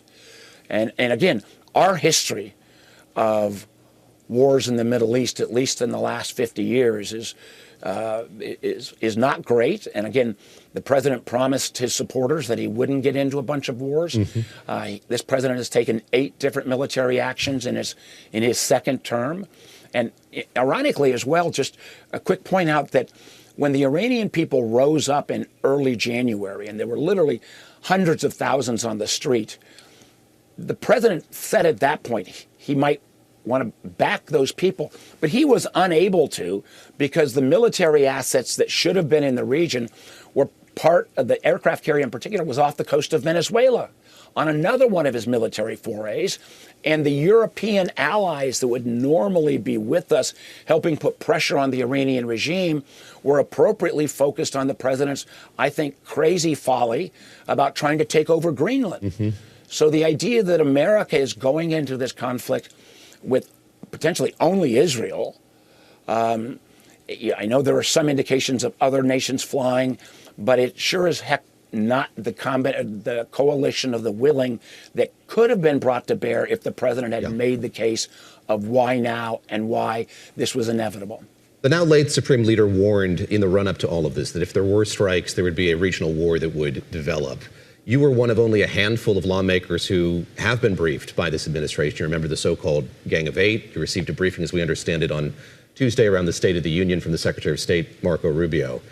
I'm very curious how what you were briefed on forecasted what has come to pass here in the days that have followed. From what we've seen here, the way that this has widened, the prospects of this lasting not just days, but maybe weeks or longer, was something that the administration seemed to have weighed going into that briefing that you had a few days ago. And was that discussed in the briefing? Yeah, I can't go into what was discussed in the briefing. I can say that there were a series of options. At that point, the president had not made a decision. I was. Do you believe that, sir? Well, do you believe the president had really not made a decision at that point? I will accept the word of Secretary Rubio. I was recontacted on Friday, but the idea of what was driving this, was it our timeline? Was it Israel's timeline? I have a lot of questions about, and there were clear questions raised by many about, well, what happens the day after, the week after, the month after? I never got an answer to any of those questions, and quite honestly, I don't believe anyone, even in the administration, knows the answer to what happens next. We do not have that great of visibility into Iran. This is, again, where the Israelis do, but this is where if we had not burned so many of our relationships with our European allies who do have a diplomatic presence in Tehran, more people in country, I think we might have had a better visibility about what the opposition looks like. It appears to me that the opposition, while widespread, is not organized in a classic sense. So I'm not sure, the president says rise up and take over. I'm not sure who would rise. The people might rise up, but where is the leadership to take over when I think the more likely scenario may be that you even get further hardliners that are going to be even more brutal to the Iranian people and may then take their proxies all across the region and strike at American interests. And just to go a little bit even further, we have Kash Patel at the FBI distracted flying around the country. We have the Director of National Intelligence, Tulsi Gabbard, obsessed about relitigating the 2020 elections. What are we doing to make sure that Iranian proxies potentially in our country or people inspired by Iran or this war aren't going to take actions in the homeland? I hope that was factored in as well. You bring up Venezuela, and I think a lot of people cautioned us after that effort to remove the president, getting Maduro out of Venezuela, that it was not a good analogy to look at what might happen in Iran. But there is the kind of similar sense of vacuum here, an unwillingness of the administration, the Congress, the country to get involved on the ground in a place like that. And we see how that's played out in Venezuela. Effectively, there's been a shuffle of leadership, but a lot of the structure remains in place. What do you make of the president's entreaty to Iranians that they should kind of make this happen on their own? There have been these airstrikes. What are going to be, or what could be the forcing factors that do lead to some kind of leadership change there, barring having U.S. forces or others there to encourage that happening on the ground? Well, my fear is that the president, because the military executed the Maduro operation so brilliantly, and the bombing of the Iranian nuclear facilities was carried off extraordinarily well. Now, it obviously didn't obliterate their program since they are trying to reconstitute. But again, it was done in a relatively painless way. My fear is that the president thought, well, that was easy. Let me do this again in Iran. I think most of the intelligence would overwhelmingly say that will not be as easy in Iran. There's not an organized opposition the way there was in Venezuela. The single strike was against a single facility back in June when our bombers took off. But the idea of calling on the Iranian people to rise up, if they rise up and they are brutally murdered by the Iranian Revolutionary Guard forces, what obligations does America hold to those Iranians who are responding to the president's call? I don't know the answer to that. And I think, again, it's incumbent upon the president to tell the American people. On this morning, we learned that be our obligation. On this morning, we learned that 3 service members have been killed in action, 5 wounded. We have Ursula von der Leyen of the European Commission warning that the risk of further escalation is real. Great to spend some time here with the ranking member of the Senate Intelligence Committee, Senator Mark Warner of Virginia. Thank you very much for your time and for joining us on Bloomberg This Weekend. And thank you to our viewers, our listeners, all of the above, any way that you are streaming, viewing, watching our show. Thank you so much for joining our inaugural launch of Bloomberg This Weekend. Please catch a special edition of Balance of Power tonight at 5 p.m. Eastern. Joe Matthew and Kaylee Lyons will be live from Washington, D.C. Joe is running to catch that plane to analyze the geopolitics and market impact of all this news and these strikes on Iran. And please tune in tomorrow at 2 p.m. for a very important conversation with J.P. Morgan Chase CEO Jamie Dimon. I'm Christina Ruffini. And I'm David Gura, along with Lisa Mateo here in New York. We'll be back with you Saturday at 7 o'clock Wall Street time. For our audience on Bloomberg TV, we now join the Shah Hussein Show, already in progress.